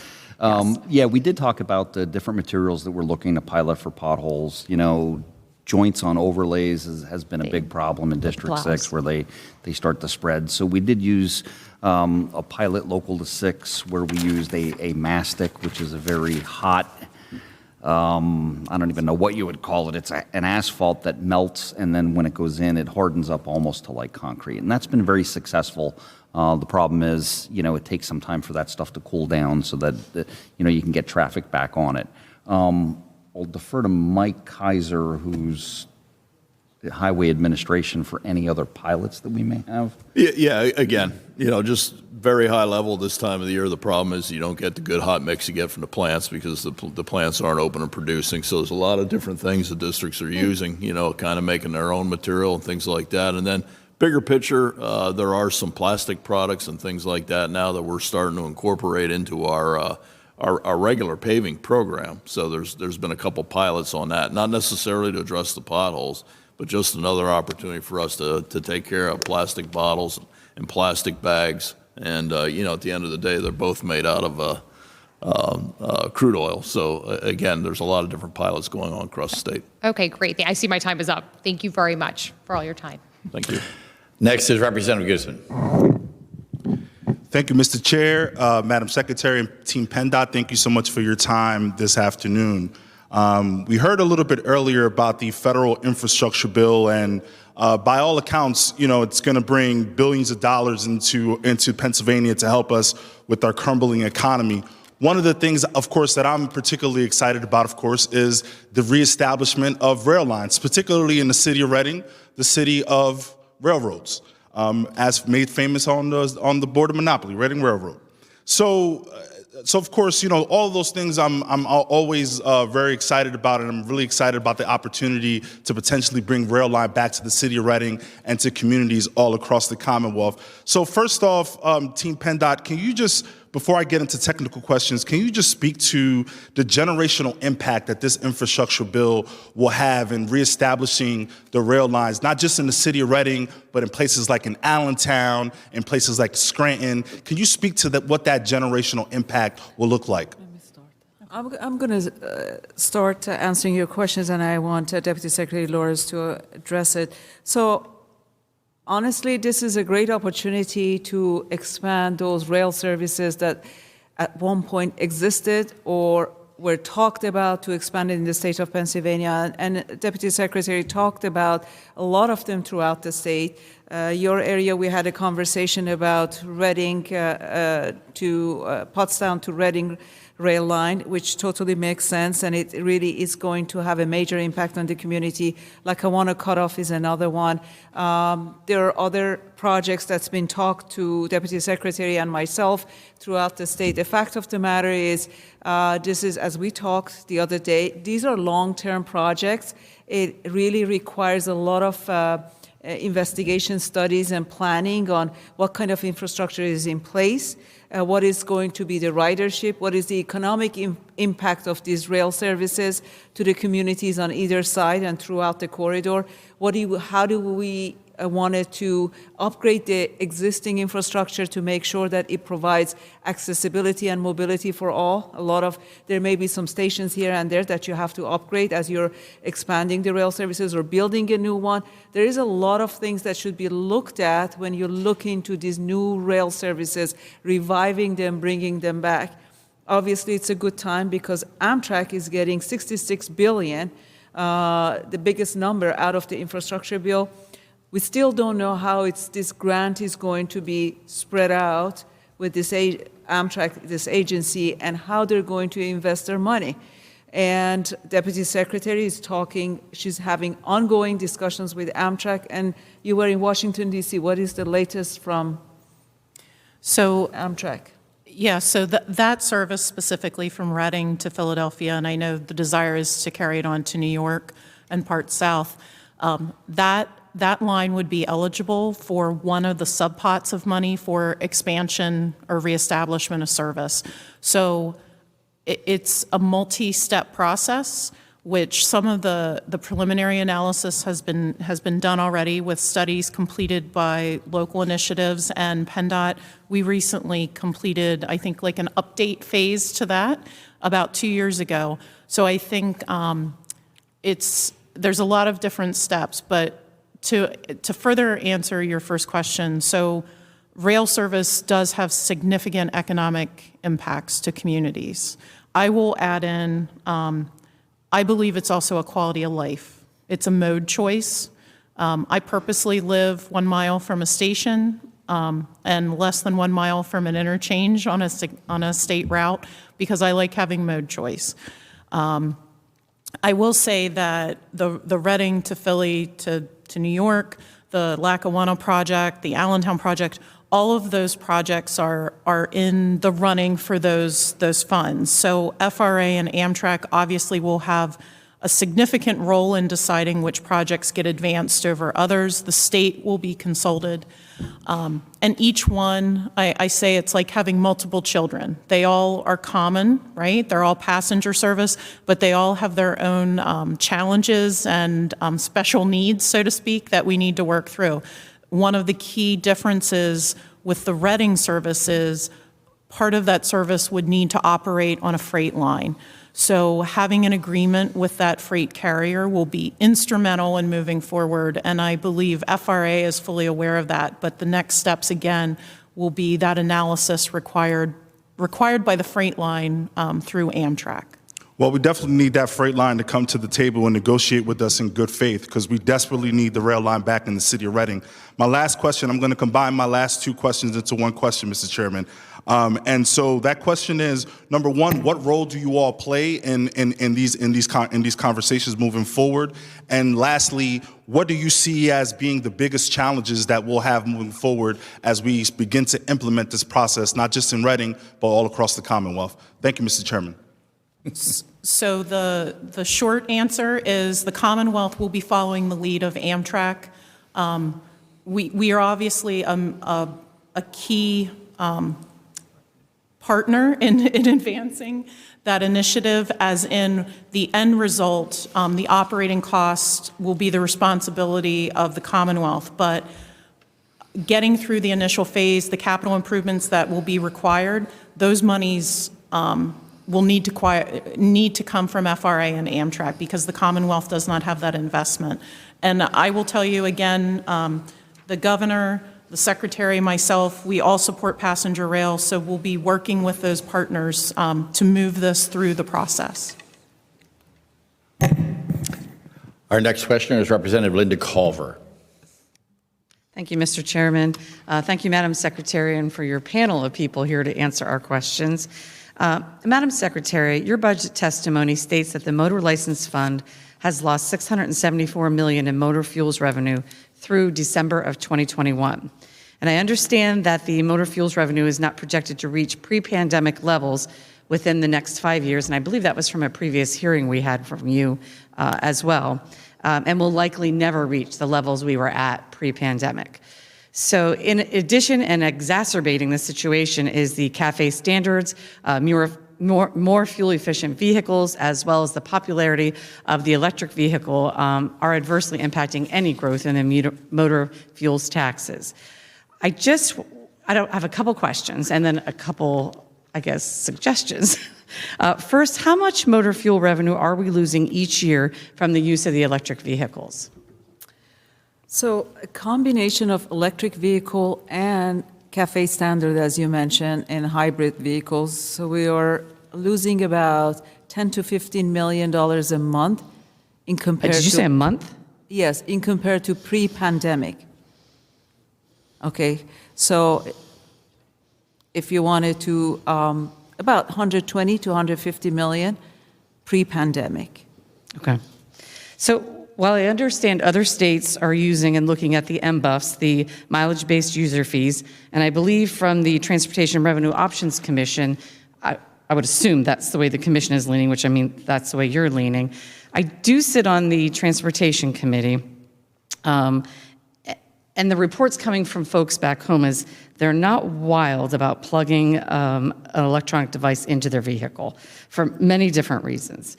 So, and I guess there's the other issue is the people that are driving traditional gas-powered vehicles are upset that they are, paying the burden of the fees for the user of the roads. And when you talk to anybody who's bought an electric vehicle, partially why they did that is they didn't want to pay the gas tax anymore. So they're upset because now we're looking at trying to collect those fees from them. So in the Transportation Committee, there's a few options out there, and I don't know if that you looked at them. I don't know if they were presented to you, so I just wanted to, House Bill 948, which was the electric road use fee, which was from our Chairman Carroll that's here, was proposed. The MBUF, mileage-based user fees, is proposed. The consumption fee of electricity, which would be paying a fee at the charging station. So whether you live in Pennsylvania or not, if you're plugging in and charging, you'd be paying the fee. And then the alternative fuels tax. I'm told that we can use that now but it wouldn't, I guess, the amount of effort put into collecting that would probably not, we would not collect back to pay it off. And I'm not sure, I'm just throwing it out there. So I didn't know if those other things were considered, and I haven't seen, and I'm not sure, like, where is the governor at, or what are his thoughts on any of these proposals? The governor is behind all these proposals. He will support, he's willing to work with the legislators on all the options that you suggested, you read. There is also another option that's being talked about, and that's the package delivery fee, which is going to generate a good amount of money. If you apply $1 to the packages that are being delivered, you will collect close to $800 million. If you're, as you know, we used to have one mailman serving the entire neighborhood. Today we have several trucks coming into just our house every day, not to mention the ones that are going to the neighbor's house. So the traffic of trucks and truck boxes and deliveries are going up. This is a new trend, it's an opportunity, and they are relying on these safe and passable transportation system.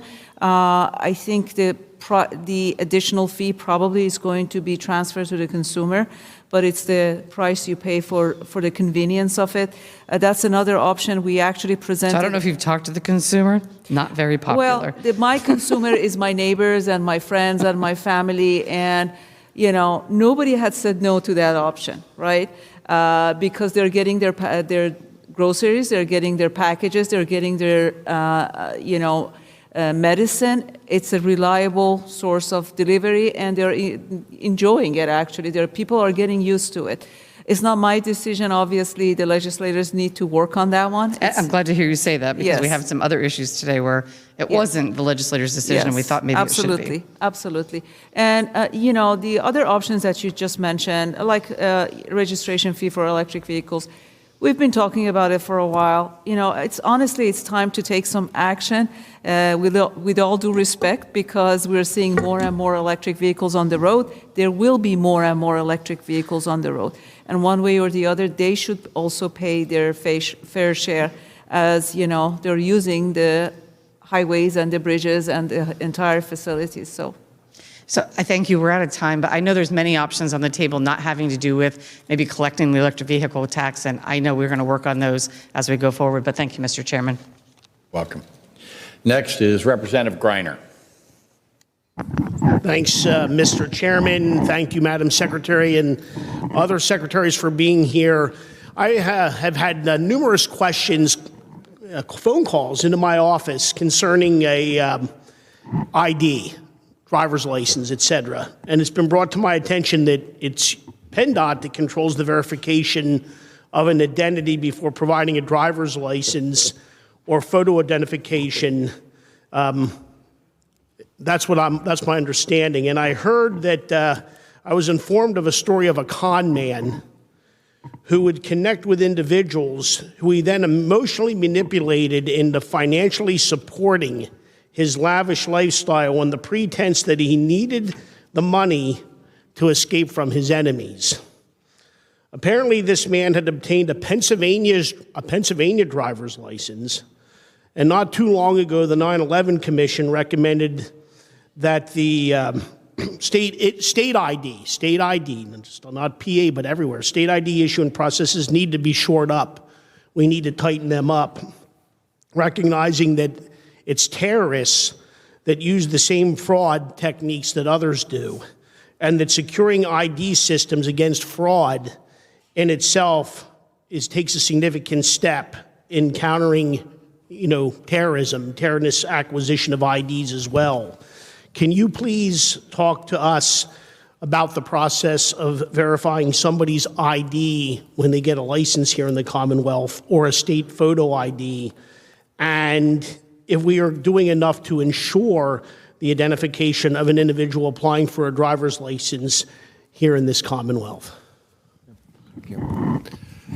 Thank you. I'd be more than happy to answer that question. And the processes really are twofold, both for the IDs as well as for a driver's license. When an individual comes in to either get a driver's license or to get an ID, They're required to show us their birth certificate, the original birth certificate issued by the county. In addition to that, they could also show us a current passport. They are required to show us 2 forms of address to verify where they live as a resident within Pennsylvania. And in addition to that, they need to show us their Social Security card.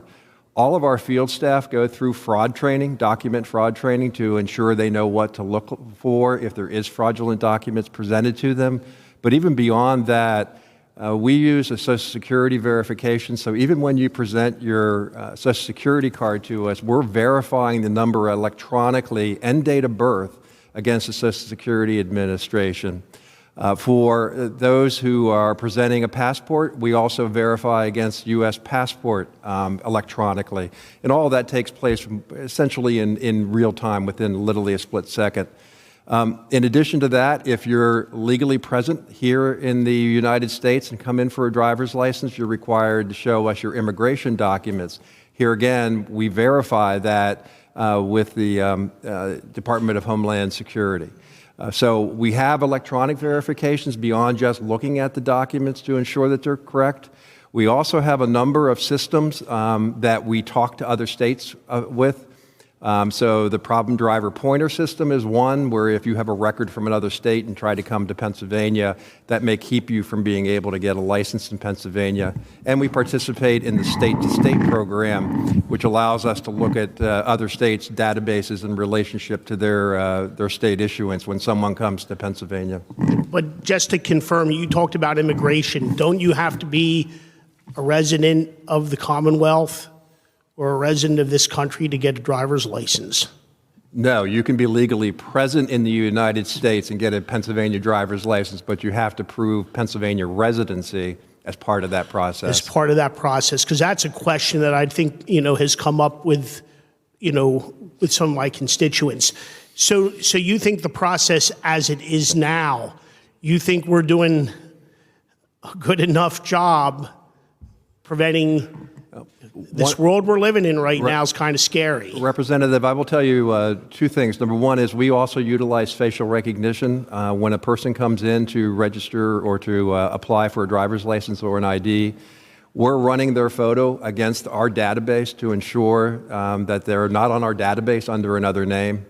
I will tell you, unfortunately, some of the fraudulent documents that are coming in from China, in particular, are very good. And frankly, if you put one side by side with a real driver's license, it's very hard even for law enforcement to know the difference. Now, I will say that on our products, we have 3 levels of security: overt, covert, and forensic.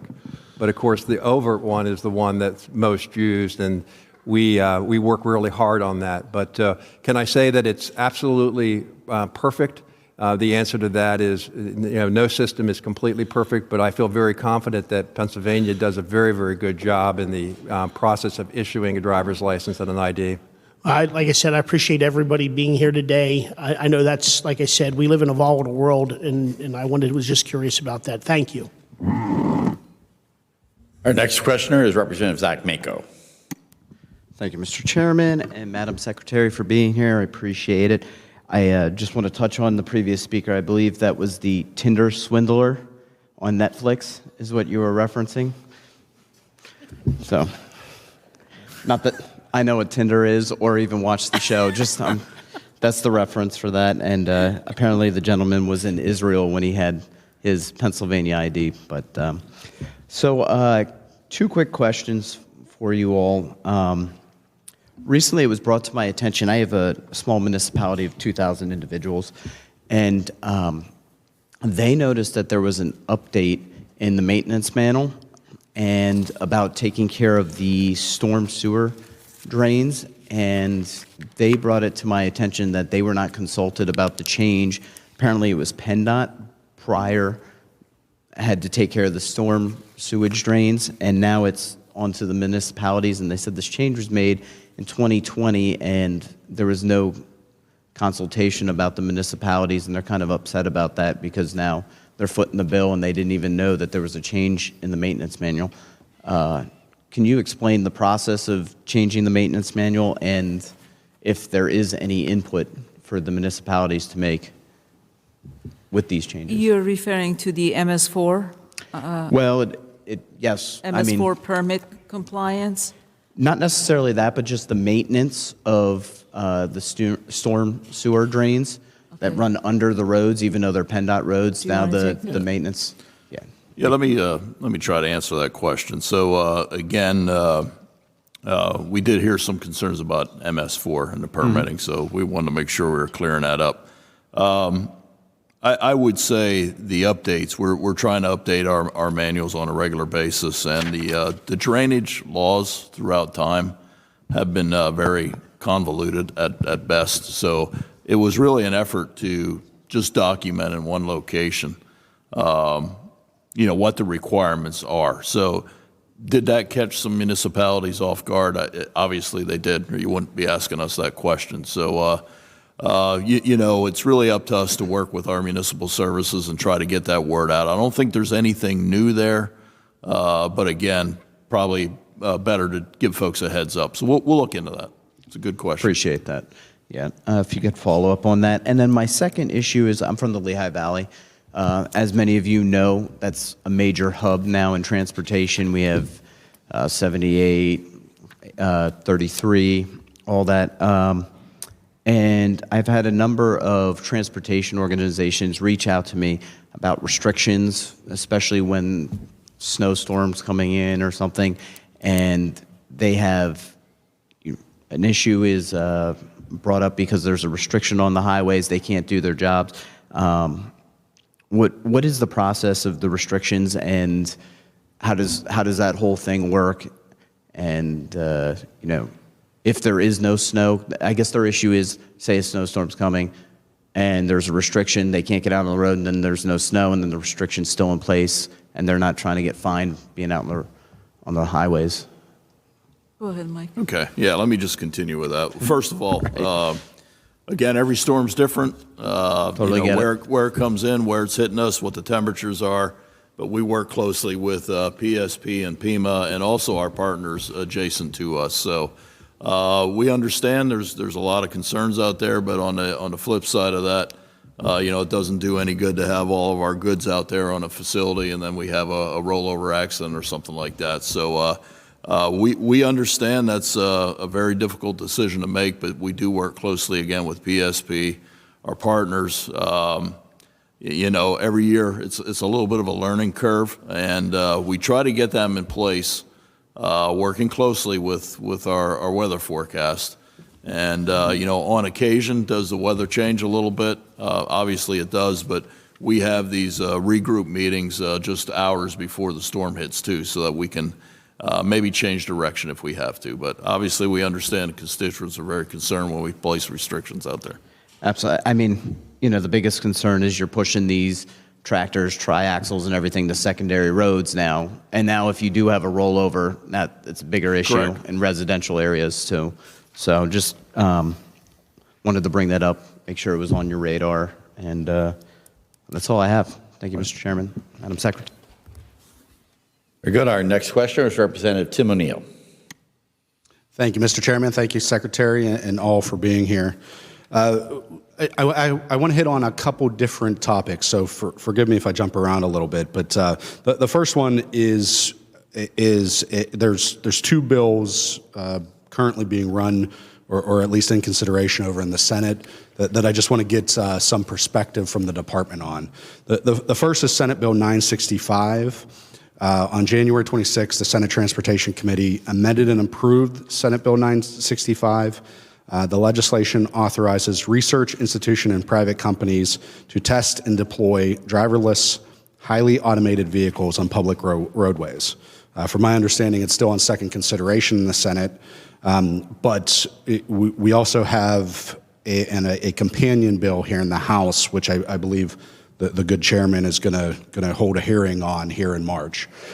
So just reading the Senate bill, it actually states that the department may promulgate regulations or publish guidelines regarding the testing and deployment of HAVs. Given the inherent safety concerns, this seems to be an area where PennDOT would want significant input and regulatory jurisdiction. Assuming the bill were to become law, please explain PennDOT's role in monitoring and testing the deployment of HAVs. So we're working very closely with the companies, the AV companies, and Senator Langeholk on that bill. There's been numerous conversations back and forth to make sure that the bill provides opportunities for the autonomous vehicle companies to do further testing, but also in a safe manner. And we also want to make sure that this bill is not very restrictive because it's a new technology, it's a changing technology. They're tweaking it, they're improving it. That's the whole idea behind testing. They test to make it better, to make it safer as they're introducing new technology into their system. We want to work with them and also we want to make sure that the bill is providing somewhat of a flexibility, so it's not such that, if they wanted to change some of the things based on the result of the testing, that they're able to do it. So that's the idea behind working with the autonomous vehicle companies, and we've been also working with Senator Langeholk and his team on developing this bill. Well, certainly I thank you for that, and it's glad to hear that you're actively involved in the process of this legislation. One of the things that I think many people are concerned about, and as we propose legislation here in the General Assembly, many of the public is concerned about automated vehicles. It's just the pure safety aspects of them. Should there be a clear regulatory framework in place prior to us enacting this legislation, or can we do it simultaneously? What's your thoughts on that? Well, that's a great question, and that's something that we are actually still talking about it, debating it. What's the best way? What's the best approach, actually? Because, again, as I mentioned, we want to enable them. We don't want it to shackle them. We wanted to enable them to do more testing, to come up with, the best equipments and the best technology that they need to have to be able to push it forward. At the same time, if they find some changes or ways to improve their system, we don't want to delay it by having them to go through another legislative action. So it's very important, and that's why, it's a very ongoing discussions between us and the legislator and the autonomous vehicle companies. Well, great. I certainly appreciate that. I'm for new technology as well. I just think we have to be careful when it comes to the safety aspects of this, the insurance aspects of autonomous vehicles, what have you. We need to flush some of that stuff out and make sure we're not missing the boat on some of these legislative proposals. Let me change gears just a little bit. It's similar in that it's an advancement, but there's another Senate bill, 892, over in the Senate. I believe it's on second consideration as well. It authorizes second-class A and third-class cities in the Commonwealth to establish pilot programs for commercial e-scooters, similar to what I believe it was Act 24, the fiscal code of last year, that established the pilot program in the city of Pittsburgh. Specifically, Act 24, which was the fiscal code last year, it states, in coordination with the Department of Transportation, that the City of Pittsburgh is to prepare a report on the e-scooter pilot program and submit it to the General Assembly. The report is required to include key data on ridership, safety, mobility, and economic impacts, and the report is due 60 days prior to the expiration of the pilot program, which is around May of 2023. So is PennDOT actively monitoring this program in Pittsburgh right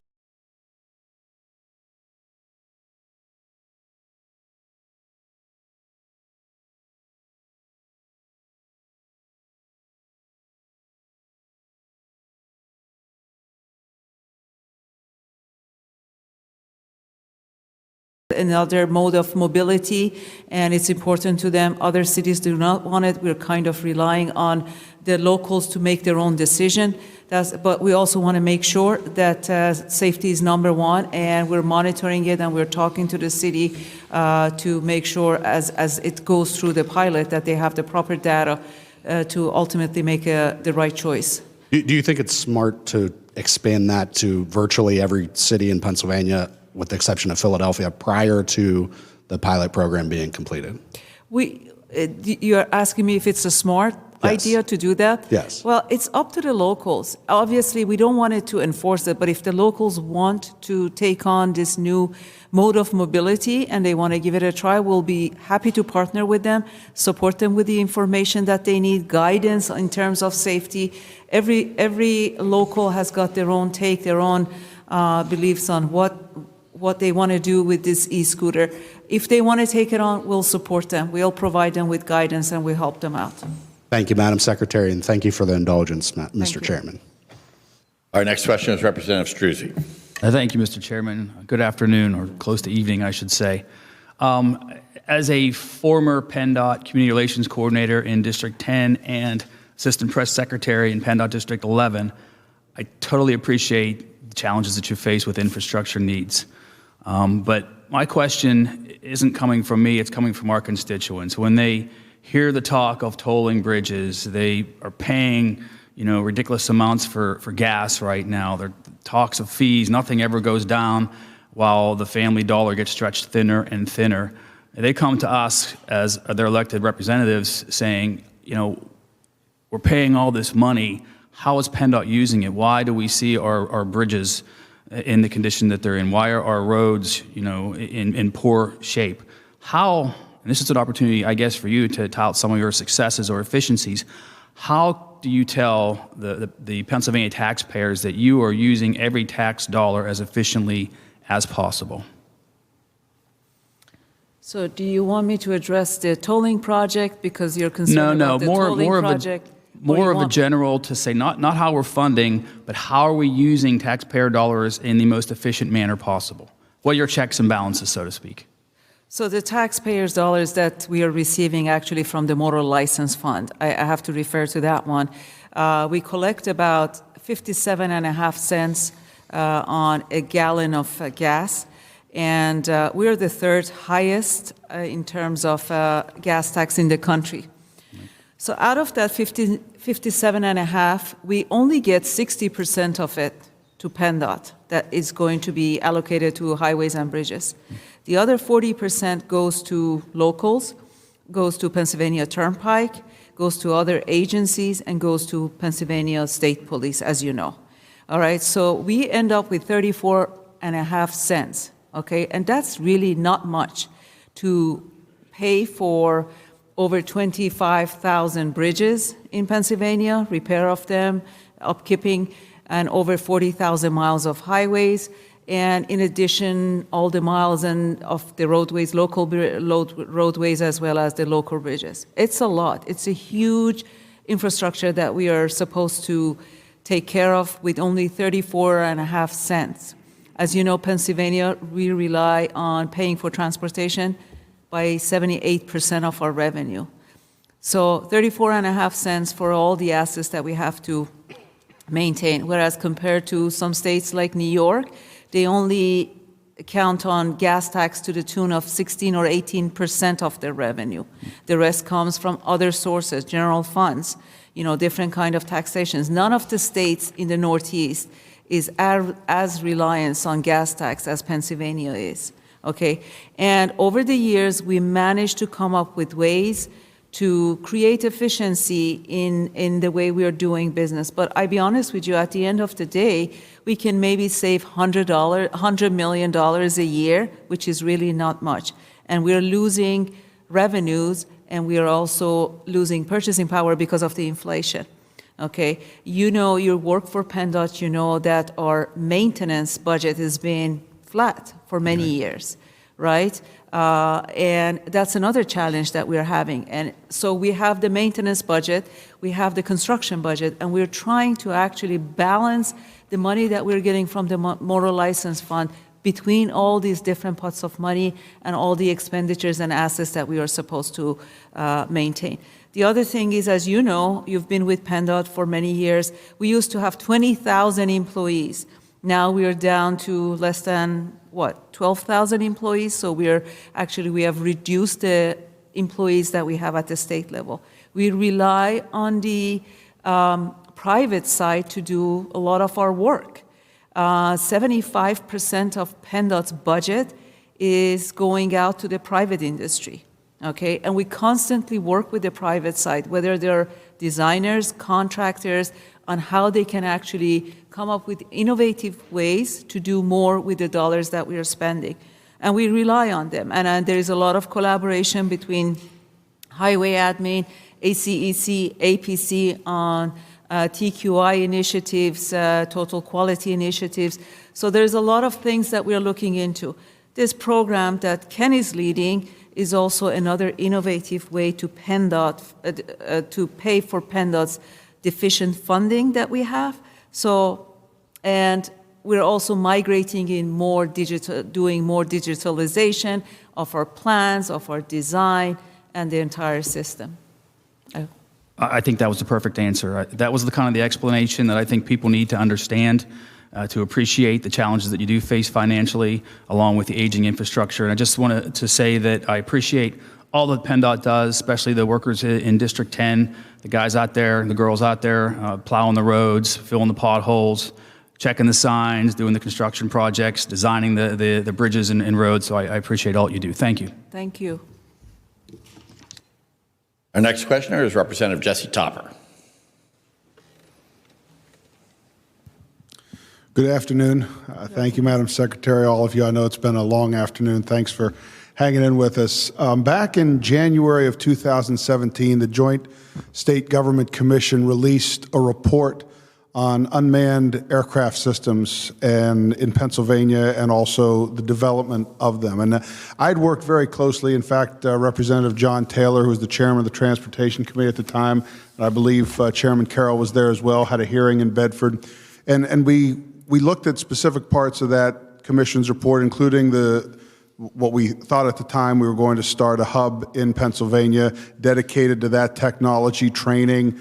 But at the time, there was resistance, and I know that was previous to you being here, Madam Secretary, but it just seemed like Pennsylvania was really slow walking the development of that particular technology for years. Now it seems as though maybe we want to start to catch up to some other states. I became involved in this when a constituent of mine was in that business. He had actually started some hubs in other states with this technology, but Pennsylvania was not very welcoming to that industry at the time. Do you see that changing, and if so, where are we in terms of the development of UAS technology, and is there anything that you need from the legislative process as well to maybe get that going more? I mean, at the time, it seemed to be more of a regulation issue, but where are we, and how are we developing that with both our funding and our regulations? So, okay, Representative, I'm going to take a stab at it. You have a couple questions in there, so let me know if I'm not hitting on it. I will, thank you. So I believe the administration, the department, and our other sister agencies are embracing this. So I just pulled some of my statistics out to go over that with you. So just in PennDOT alone, we have 13 certified, I'm just going to call them drone pilots, right? Unmanned. And we have 15 different aircraft at our disposal. So last year alone, we flew over 100 flights just on PennDOT projects. And those varied from highway jobs, stabilization, assessing slopes, to documenting the development and construction of train stations, such as the one we just constructed at Middletown in Dauphin County. So I will tell you the program is continuing to grow. Within my deputate, we have the Bureau of Aviation. We see that continued growth. We are involved on a joint UAS work group through all the sister agencies. Anybody in the private sector involved with that, or is that completely Well, that's a different committee. So we have a Commonwealth UAS task force, which that does bring in the outside stakeholders too. So we looked first at how can we gain efficiencies and synergies internally, and then again, PennDOT is one of the co-chairs on, again, bringing the outside stakeholders in. So I think we definitely are embracing it. And again, there may have been a slow start, Well, I think that slow start was with the technology, and not so much the technology itself, but the fear of how it could be used or possibly how it be. At least that was what we were hearing as legislators, why things were kind of being slow played. But I think we've seen the benefits of it. We've seen what it can do, and obviously within your own department. What about in terms of what's being done? Is there anything being done from a department perspective to enhance this technology in the private sector? So in other words, I know we have a local community college that is now offering that as an actual class, learning how to fly, which of course this is a tech generation that's coming up through. Anything from PennDOT, whether it be funding or any other resources that are out there helping this industry grow in the private sector as well as in the government sector? So I will be blunt. So there's no funding available through us to develop this in the private sector. I will tell you, aviation, we talk a lot about the short fundings in highway and transit at the time, but aviation has not recovered as quickly from the COVID epidemic. Now, I know there's a lot of federal funding coming to airports. Is any of that going into aviation, or is that mostly specific on airport infrastructure? So it's specific to airport infrastructure, but I will tell you, we also have a challenge finding the local match for those federal dollars. We're short about $1.6 million a year. So it does slow us down in what we can do, but I will tell you, any kind of non-financial way we're able to support the industry, again, collectively, and developing one of the many missions that these organizations, these work groups have, is identifying opportunities to develop the industry both in the private sector and the public sector. Well, I can definitely go ahead, Madam Secretary. I want to add to what Deputy Secretary is saying. This is a challenge. This is a transformative technology, right? It's changing all the time. We try as a public agency to minimize the investment or invest enough to get it going and be a partner to the private side. I've seen it being the states that are ahead of Pennsylvania on the use of the drones. They rely a lot on the private side. But where the legislators can help out is with making sure there are proper legislation in place. You're absolutely right about working with the community colleges, trade forces to make sure that as the technology is being developed, similar to autonomous vehicle technology, this is no different. This is the technology of the future. We started really using UAS when we went into COVID, and we were restricted because we couldn't put our workforce out there. We were concerned about the safety. That's when we ramped up the operations of using drones into our constructions, into our design work and everything else, inspection and everything else that we are doing. Definitely it's a trend for the future. Deputy Secretary is right. It's right now we have limited resources on investment, but we certainly can collaborate and partner with the private side too. Yeah, and it's better. Look, I'm glad we're all coming to the party. All of us, but better late than never. I will say that particular gentleman in that business no longer works in Pennsylvania. They went to other businesses. Yeah. So I want to make sure we're capturing what we can do here again with the private sector, working with them. So I appreciate that answer. Thank you, Mr. Chairman. We will move to the Democratic and Republican chairmen of the Transportation Committee, who I've allocated 5 minutes each to. First will be Representative Carroll. Thank you, Mr. Chairman. Madam Secretary and your team, thank you for being here today. PennDOT is one of the agencies in our Commonwealth that interacts with every Pennsylvanian, all 13 million, every day. The bar is set really high for PennDOT, and in my opinion, PennDOT does a really good job clearing that bar. There will always be an anecdotal story of a title that gets mixed up or a pothole that exists on a road somewhere, but the reality is PennDOT does an excellent job. So thank you and your team across the state for what you do. There was a lot of commentary today about the P3 program, and the gentleman from Carbon, I'm disappointed he isn't here anymore to hear this, but maybe Representative James, you could relay this to him because you're looking for an explanation as to how this all came to be. So I have the journal from June 30th, 2012 in front of me, Mr. James, and on that day, the following was stated on the floor. Today we have before us a bill that hands off the direct authority to toll interstates, to toll bridges, and to toll other transportation network features. If you are interested today in handing off that authority, I suspect you'll vote for this bill. Representative Heffley voted for the bill. You can thank him, as well as the others that voted for House Bill 3 in 2012. Madam Secretary, before I enter into this discussion about the federal transportation bill, please know, if I were in Washington, I would have voted for it. It's a lot of money, $4 billion over 4 or 5 years. When you do the math, it gets a little bit more troubling. There are many in our ranks and across the state that believe the federal transportation bill is the tonic for all of our problems with respect to the transportation network that we're trying to maintain and enhance. Rounded numbers, we do about a $2 billion letting program annually in Pennsylvania. And with the federal bill, the additional roughly $700 million is welcome relief. But when you do the math, Madam Secretary, as I know you know, across 11 engineering districts, that $700 million annually is about $60 million per engineering district. What I would ask you, Madam Secretary, and I know it's a leading question and I know the answer, but I think it's worth hearing for Pennsylvanians. Does the federal bill and its $700 million a year solve the problems that we have and attack the projects that we have on the tip across our Commonwealth? It does not solve all the problems we have. Because we have the totality of our problems are, can you give us some sense of scale? Yes. And I know these numbers are really big when you're talking billions and hundreds of millions of dollars, but just in terms of the overall scope, we need much, much more. Am I correct? We need an additional $8.1 billion on an annual, additional $8.1 billion. So the unmet needs is $8.1 billion. And it's a real number, as you know, Representative Carroll. It came from all the numbers that I threw out before. Over 2,500 bridges in poor condition. Over 10,000 miles of roadways that are in poor condition.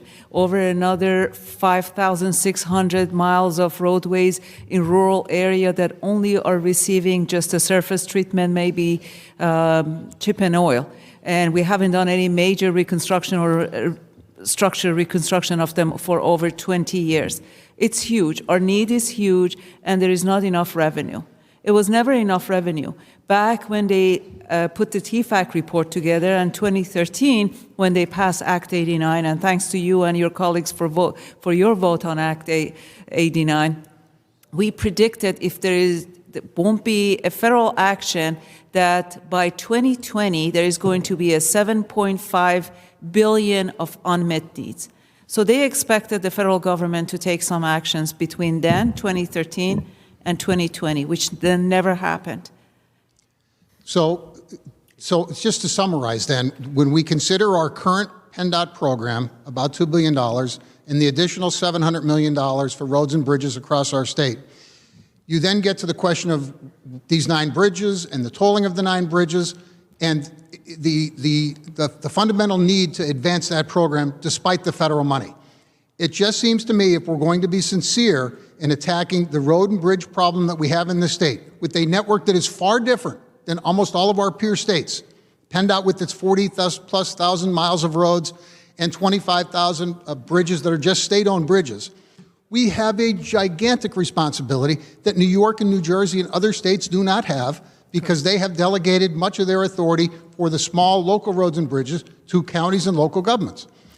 The reality is that we have no choice but to exercise the options that were put into the toolbox, including the P3 program that tolled the 9 bridges. I would prefer, and I suspect you would prefer, not to have to toll those 9 bridges. But the reality is, we have a system that we have to maintain. We do not want to have a bridge collapse into a fern hollow and have someone get hurt or killed. The reality is that this is important, and it's quick and easy for folks to stand at a podium and say, hell no, don't toll 9 bridges. Show me $2.5 billion. Show me where we're going to get the money necessary to be able to prevent this from happening. I know it's important. I appreciate those that supported House Bill 3 at the time and gave PennDOT that tool. That tool is being exercised because that tool was rightly put into PennDOT's toolbox. I'm hopeful that with that tool, the federal bill, and our annual program, we can make a real difference. Thank you, Mr. Chairman. Thank you. Next, I recognize the chairman of the Transportation Committee for the House, Representative Tim Hennessy from Chester County. Thank you, Mr. Chairman. Thank you, Madam Secretary, for being here, and with all your deputy secretaries and everybody on the panel. Let me just start by saying I agree fully with Representative Lawrence. Your legislative unit is particularly helpful to us. They're very capable. Sarah Clark and Dave Lapidat get answers for us when we need them, and they get it quickly, and we appreciate that. Let me also say that I agree with Chairman Carroll. You know, until you sit in this position as chairman of the committee, you don't really appreciate the full scope of all the work that PennDOT has to do, and you learn a lot when you take on the chairmanship of this committee. But I know you've got 40,000 miles of state highways to deal with and 25,000 bridges, I think. So I appreciate your work and all the work of your employees. With regard to the bridges component of the infrastructure bill federally, the guidance that was received, I think, in January 14th indicated that there were some bridges that could receive 100% funding, that the federal government was waiving the match in the statute itself. Do we have any idea what the percentage of the 2,500 bridges that Pennsylvania currently has in the rated in poor condition will qualify for the waiver of that 20% match? So I can't tell you the percentage of the 2,500 bridges on the state level and also the other 1,600 bridges on the local level, but I can tell you that 15% of this 1.6 billion is going to be allocated to what is referred to as off-system bridges, and it doesn't require local match, 15%.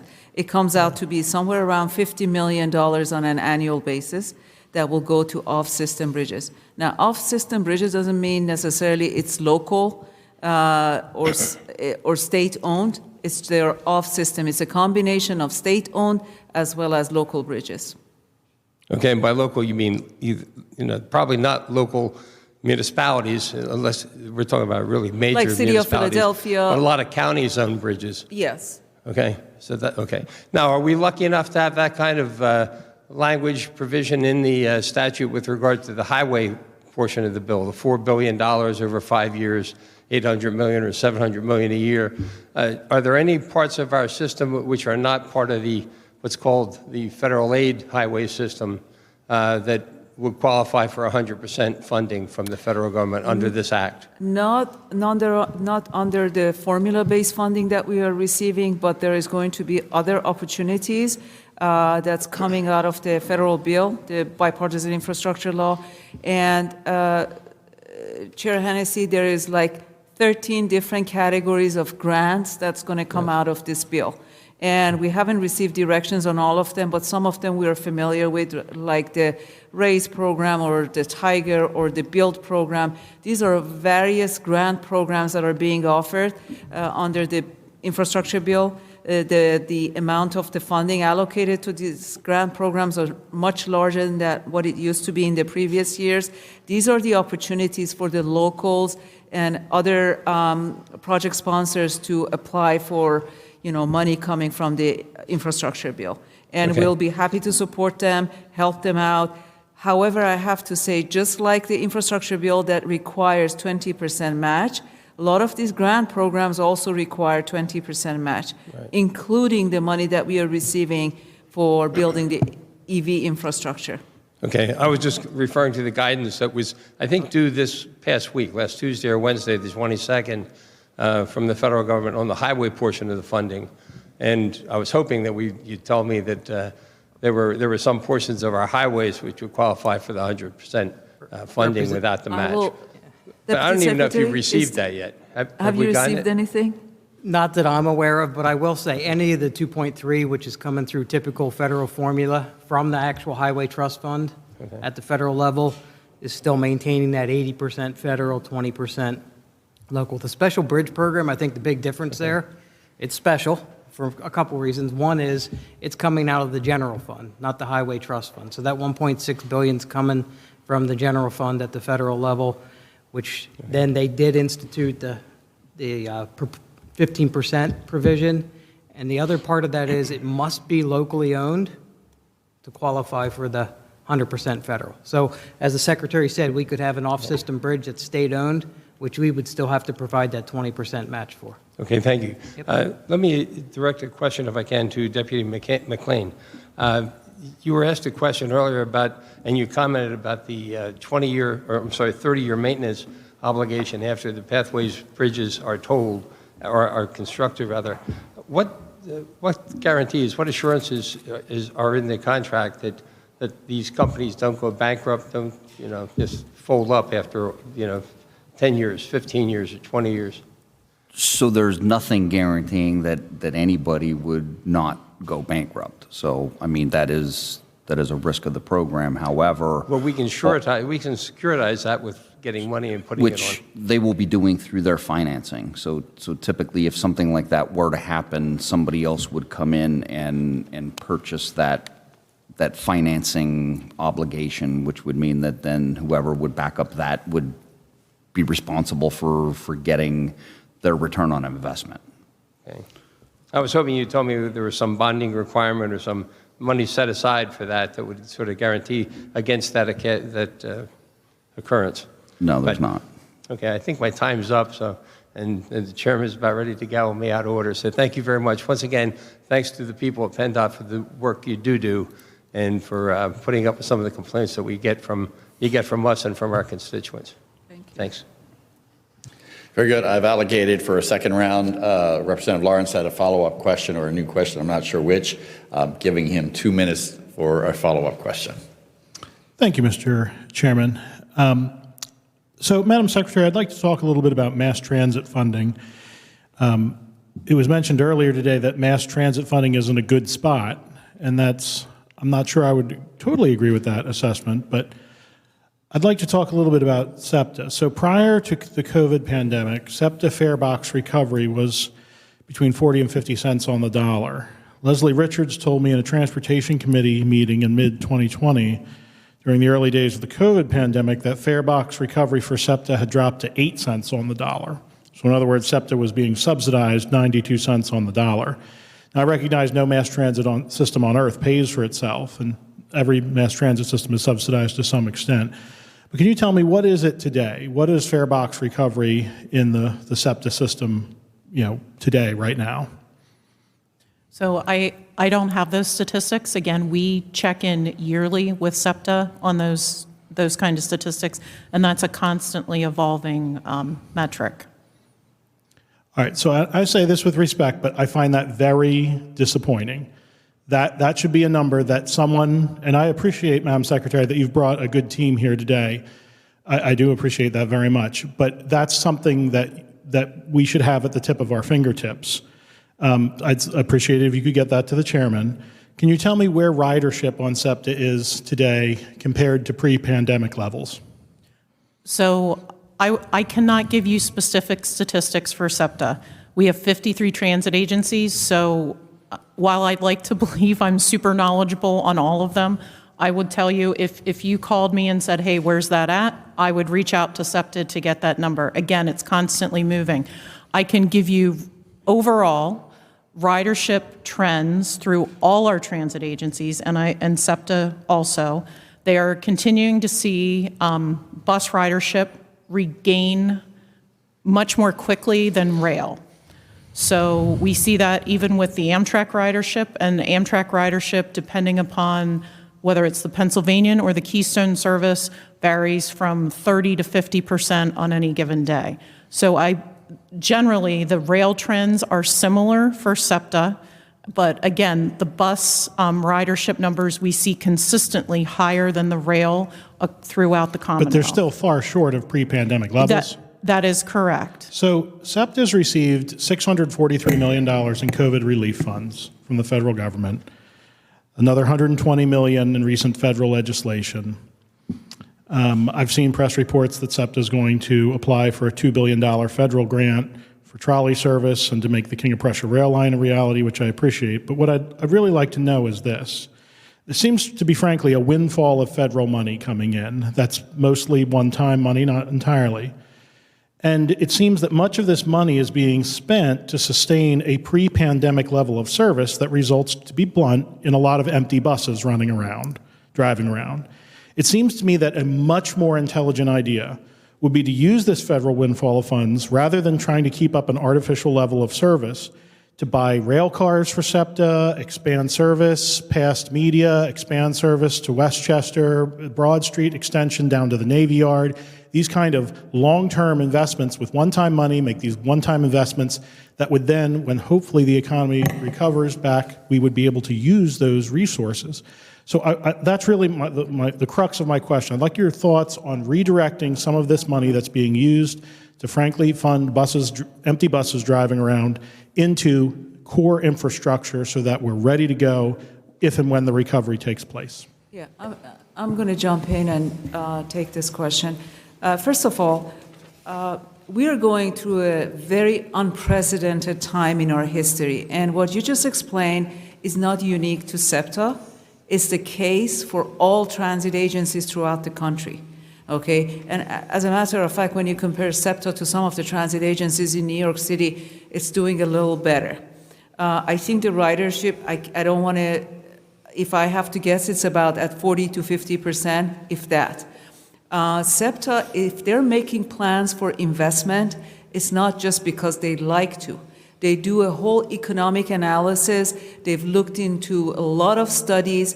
They're looked into numbers. They're looking into developments in the Southeast area. They're looking into demographic. They're looking into all the changes that's been happening. They're looking into the businesses.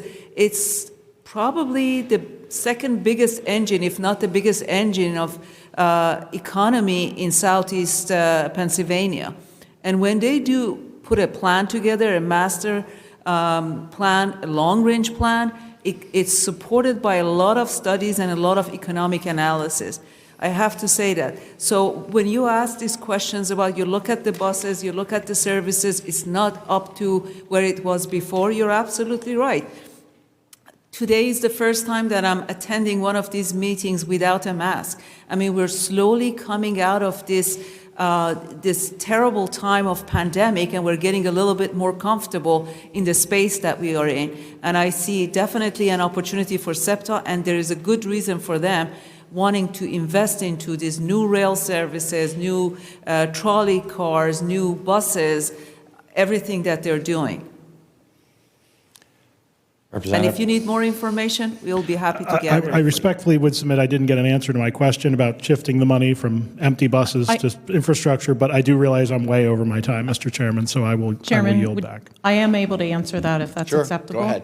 So, Representative, there are some constraints on that federal money that they have received from FTA and the US DOT. Right, but we could put in for a waiver on that. I mean, again, I'm not trying to be argumentative. But those capital investments that you proposed, while that may be a one-time capital investment, those would also require long-term operating costs. So I'm not suggesting that that isn't feasible, but those are decisions that, again, we at the DOT, as long as they are compliant with the rules and regulations of those funds, we work with our agencies to best apply those funding scenarios.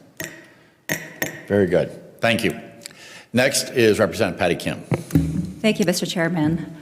The time is late, so I'm going to distill my comments to a direct question. I do want to second all of Chairman Carroll's accolades. I don't envy your job. You have a very difficult job, but I'd be remiss if I didn't ask this question.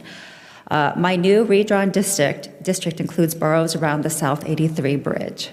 One of the major concerns that I'm learning very quickly is the tolling of the South Bridge.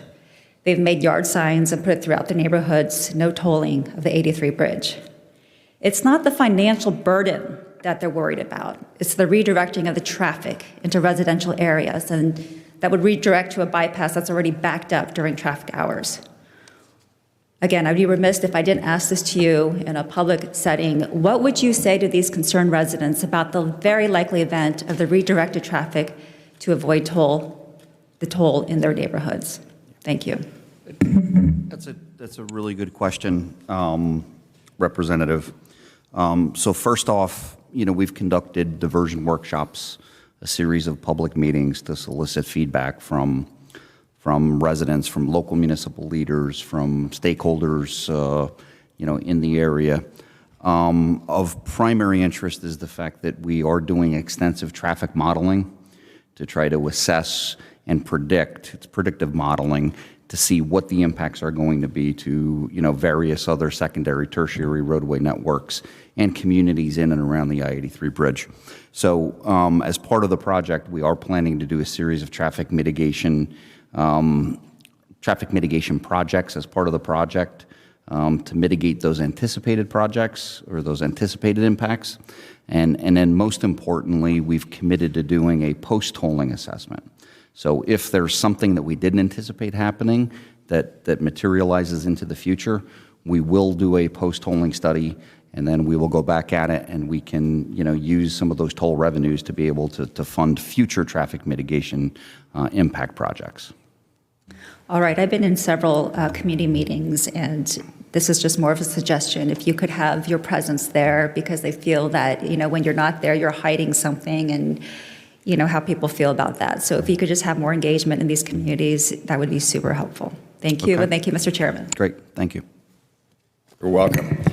Madam Secretary, I'm the last one here. I don't like casting blame, but I'm going to because it happened by Chairman Carroll earlier. Look, if we want to blame who did what here in the General Assembly, we could easily blame Governor Rendell and the Democratic caucus who controlled this General Assembly when Act 44 was here and put the Turnpike $8 billion in debt. The bottom line is I think we're all for infrastructure. We want quality infrastructure, safety for our kids on buses, safety for us as we travel back and forth to work. But the question is, and here is where the problem comes in. The problem comes in is when you are looking to hire 2 foreign companies who will have access to highway information of individuals in Pennsylvania, most likely to issue those tolls, somebody's got to have that. We already are having problems in this Commonwealth. And I got to be honest, I'd rather see American companies, and we have a lot of good ones here in Pennsylvania, be doing these bridges. But because our companies here don't have the ability to do all the bridges at one time in a financial package, they were excluded. That's where members of the General Assembly are upset. It's not totally about the tolling. It's the way it's being done. And as you talk about, as we move forward, legislation to give bureaucrats more opportunities to make judgments as technology changes, the problem with that is the trust level was going away of the bureaucrats. Because the way the P3 was done, the way other things were done in this Commonwealth as well over the last couple of years, and we want to give departments the opportunity to make decisions so that not every time something changes, we have to pass a new law. And I'm not blaming you, but I am telling you, this administration is continually destroying the reputation of bureaucrats in this state by not including the General Assembly in decisions being made. Yes, we gave you the right to do P3s, but nobody in this General Assembly ever imagined, just as when Governor Rendell was here, we refused to allow a Spanish company to buy the Turnpike because we didn't want foreign people here. We wanted American companies to be involved in the purchase of the Turnpike. The same goes for these P3s. You would have a lot less opposition if American companies were doing this. If we had those kind of things, and I'm going to tell you right now, this is not the end of the tolling debate. I can tell you right now, the Democratic candidate and the Republican candidate for governor is going to have this in a debate. This is going to be a nasty campaign about tolling because of the way it's been done. This administration can do whatever it wants as it moves forward, but I can guarantee you this will be a statewide debate going forward because you're in all parts of the state of Pennsylvania, and every candidate for governor is going to have to answer those questions, which I don't like. I got to be honest with you. I've always been for infrastructure. My record's very, very clear on voting for infrastructure, but we are getting into a very touchy area of pitting communities against each other. Representative Kim mentioned the fact about diversion, and I got to be honest, I'm one of those who cross that bridge every day, and I probably will be looking through residential neighborhoods. I mean, let us be honest, that's what people do. When you've got traffic delays already getting into Harrisburg, fortunately, COVID slowed that down a little bit, I guess you could say. Not as so fortunate, but it's what happened. Now it's easier to get into Harrisburg because less people are coming into Harrisburg to work. But the bottom line is here, common sense has to play a part in government. And I don't believe this selection of the way we did the P3 gives faith to the taxpayers of Pennsylvania, nor does it give faith to our union and non-union workers who build highways in this Commonwealth every day in our transportation system, that they believe these jobs should be theirs. And there's no guarantee they will be. Oh, there's the opportunity. These companies are saying there's a good possibility they're going to hire American workers. But I'm willing to bet you, Tom, the top employees in these companies are not going to be American workers. And that bothers me. It bothers me that they're not American jobs.